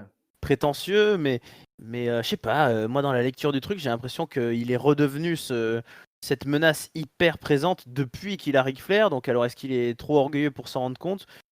J'ai pas compris ce qu'il lui reprochait vraiment en fait à Ric Flair. J'ai l'impression qu'il se sabordait lui-même son meilleur allié. J'ai eu l'impression de voir un peu Kevin Owens dans le Festival of Friendship qui trahit Chris Jericho alors que 2 semaines après il est censé affronter Goldberg. Je me suis dit, est-ce que Randy Orton creuse pas sa tombe là? Et j'ai de plus en plus de mal à l'imaginer gagner à SummerSlam Ah, contre. mais j'espère que non. Oh là là J'espère que là non, là bien là sûr. là là là. Enfin, moi, en tout cas, je fais partie des aficionados total et total support à Drew McIntyre, hein, pourvu que Drew il garde son titre, quoi. Pourvu Et qu'il ne là, fasse pas une ouais, Kofi Kingston, quoi. Parce que l'année non. dernière, Kofi Kingston, il a gagné son titre à WrestleMania et bam, il l'a perdu à SummerSlam derrière. Ah, j'espère que Non, il a Drew, perdu Ah non, à non, non. SmackDown. Ah non, il a il a perdu. perdu à SmackDown. Oui, le C'était Ah oui, pas premier à c'était le premier de la SummerSlam. Fox. Premier le premier SmackDown de sur la la Fox. Fox. Ouais. Ah bah excusez-moi les gars, là, franchement pour moi Mm. dans mon esprit j'étais resté à ce que Kofi Kingston avait perdu son titre à SummerSlam. Mais bon, je sais Mm. pas pourquoi, Après, c'est quelques semaines après, hein, c'est la rentrée Ouais, ouais. Ouais. Nouvelle Mais je sais Fox. pas pourquoi j'avais ça dans la tête que Kofi Kingston il avait perdu ça à SummerSlam. Je sais pas pourquoi. J'avais ça dans la tête même pendant que je regardais Raw en fait. Mais Donc, c'est un bon exemple que tu cites, je trouve, parce que l'année dernière, il y avait Kofi Kingston qui était au top of the pop avec toute l'histoire de la Kofi Mania. Il avait battu Daniel Bryan, il a battu plusieurs rivaux. Et puis pour l'été, on lui avait foutu Orton dans les pattes en rappelant leur passé d'il y a 10 ans où Orton avait foutu le plafond de verre dans la gueule à Kofi Kingston. Et je pensais qu'ils allaient jouer cette gimmick du reality check, là, le rêve de Kofi qui allait se briser à nouveau face à Orton. Et finalement, non. Orton a jobé pour Kofi Kingston. Je trouve qu'ils ont fait le bon choix d'expier un peu cette histoire. Et là, ben, mine de rien, j'ai eu un petit moment où j'ai pensé qu'Orton, qui était vraiment en train de marcher sur les os, allait devenir potentiellement, oui, le prochain champion WWE. Mais là, il est allé tellement trop loin là que je pense qu'on va. Et Drew a tellement la belle gueule du héros, voilà, qui pourfend le méchant et qui remet un petit peu la justice en place. Il a une bonne gueule de justicier, donc je pense qu'Orton, ouais, a creusé un petit peu sa tombe là en s'attaquant à Ric Flair. En plus, voilà, sans trop de raison. Ouais, trahison un peu sortie de nulle part. Et comme toi, alors j'ai pas trop compris ce qu'ils veulent faire là avec ces sautes de courant qui ont eu lieu tout le show. Est-ce que c'est pour nous rappeler que Retribution est une sorte de menace qui flotte sur Monday Night Raw? Mais enfin bon, aujourd'hui ils ont rien pété quoi. Ils ont pas foutu le feu à un truc électrique. Donc pourquoi ça s'éteint de temps en temps les lumières et pourquoi ça s'éteint quand c'est des matchs importants? C'était un peu bizarre. Ouais, Voilà, c'était vraiment pour protéger Ric Flair. ouais, bien sûr, bien ouais, sûr. voilà, clairement. Et en fait, ils nous l'ont mis dans l'esprit en disant régulièrement la lumière. Et comme ça, on n'était pas étonné que ça arrive pile au moment où il y a le kick en fait. Ouais, Je ouais. pense que c'est surtout pour ça qu'ils l'ont fait. Oui. Après, voilà. Mais moi, ouais, moi je suis plus Team Raphaël sur ce coup-là. Je pense qu'effectivement, que Orton a creusé sa tombe là, avec ce segment-là qui justement ça termine la partie avec Ric Flair, là il se retrouve tout seul et c'est le grand méchant pour le grand show de l'été. Et puis voilà, moi je pense qu'il va prendre sa raclée, qu'après il va passer à autre chose. En tout cas, je vois comme ça le truc.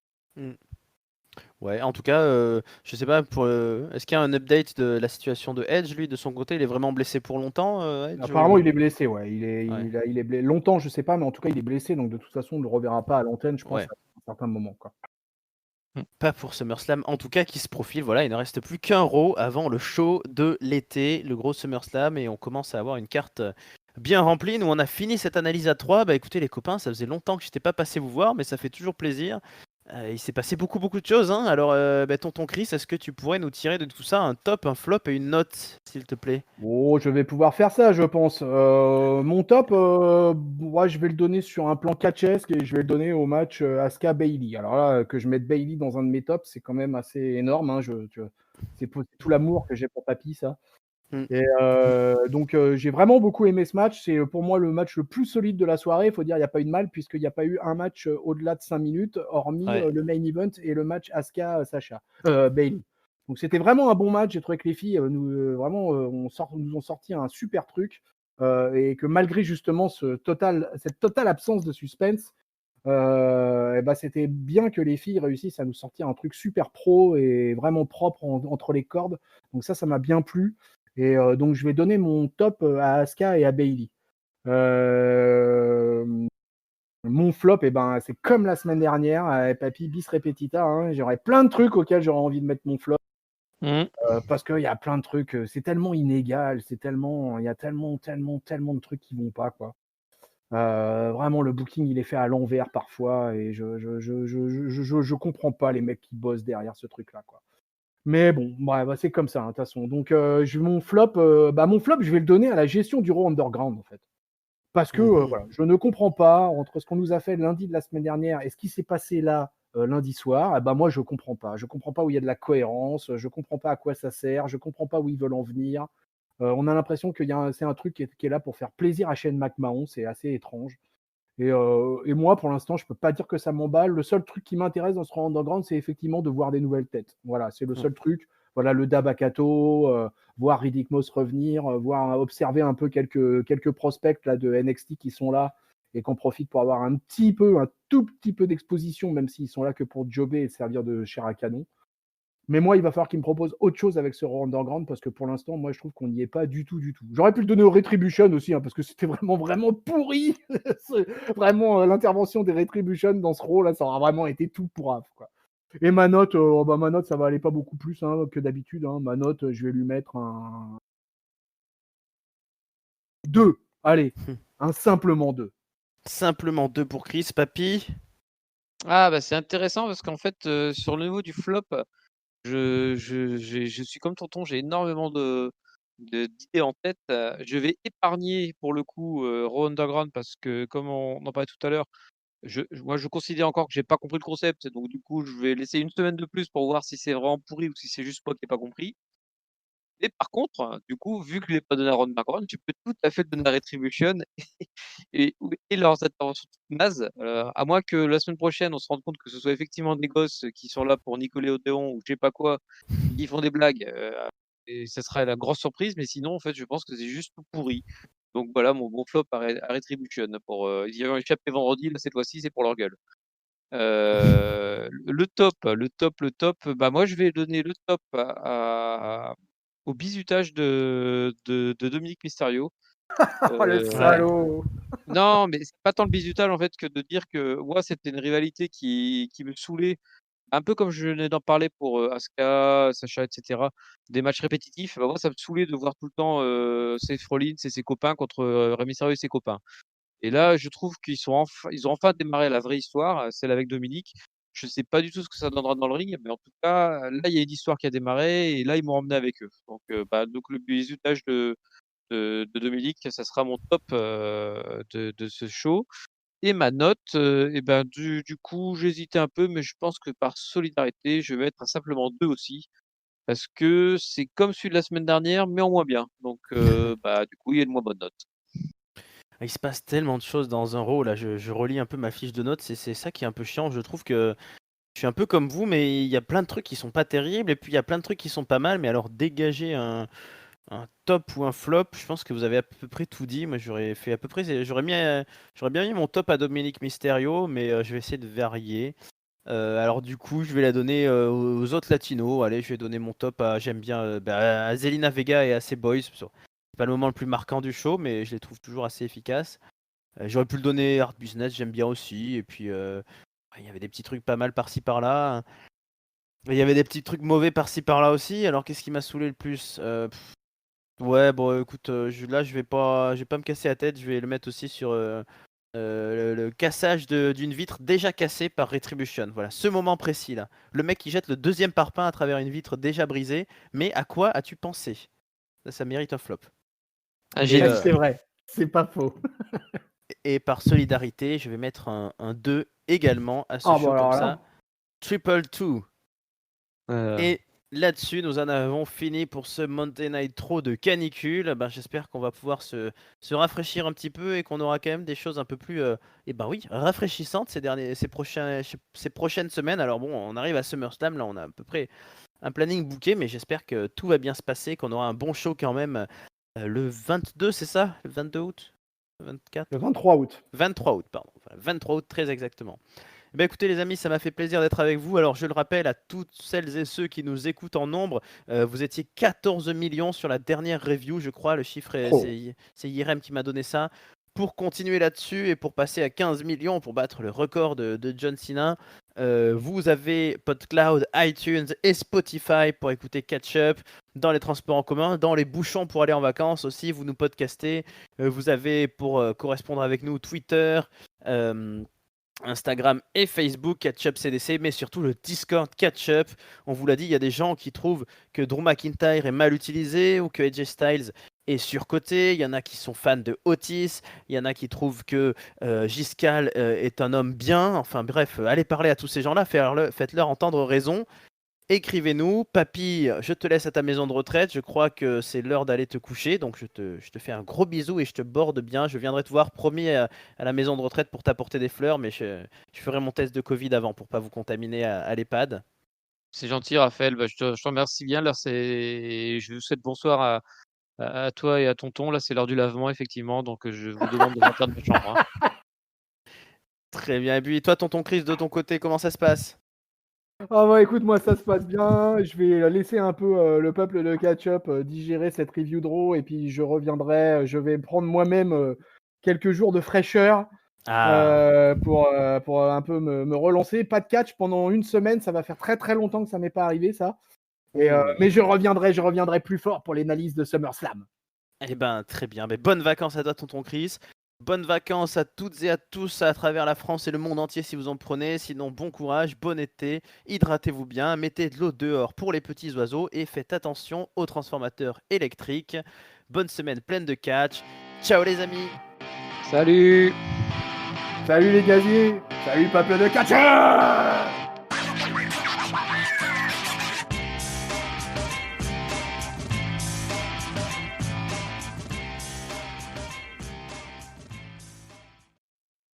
Et vous tolérez le meurtre de personnes âgées en direct à la télévision. Je trouve ça scandaleux, moi, personnellement. Non, mais on n'a rien vu. Il y avait un écran noir, donc ça passe. C'est ça ou le Covid de toute façon.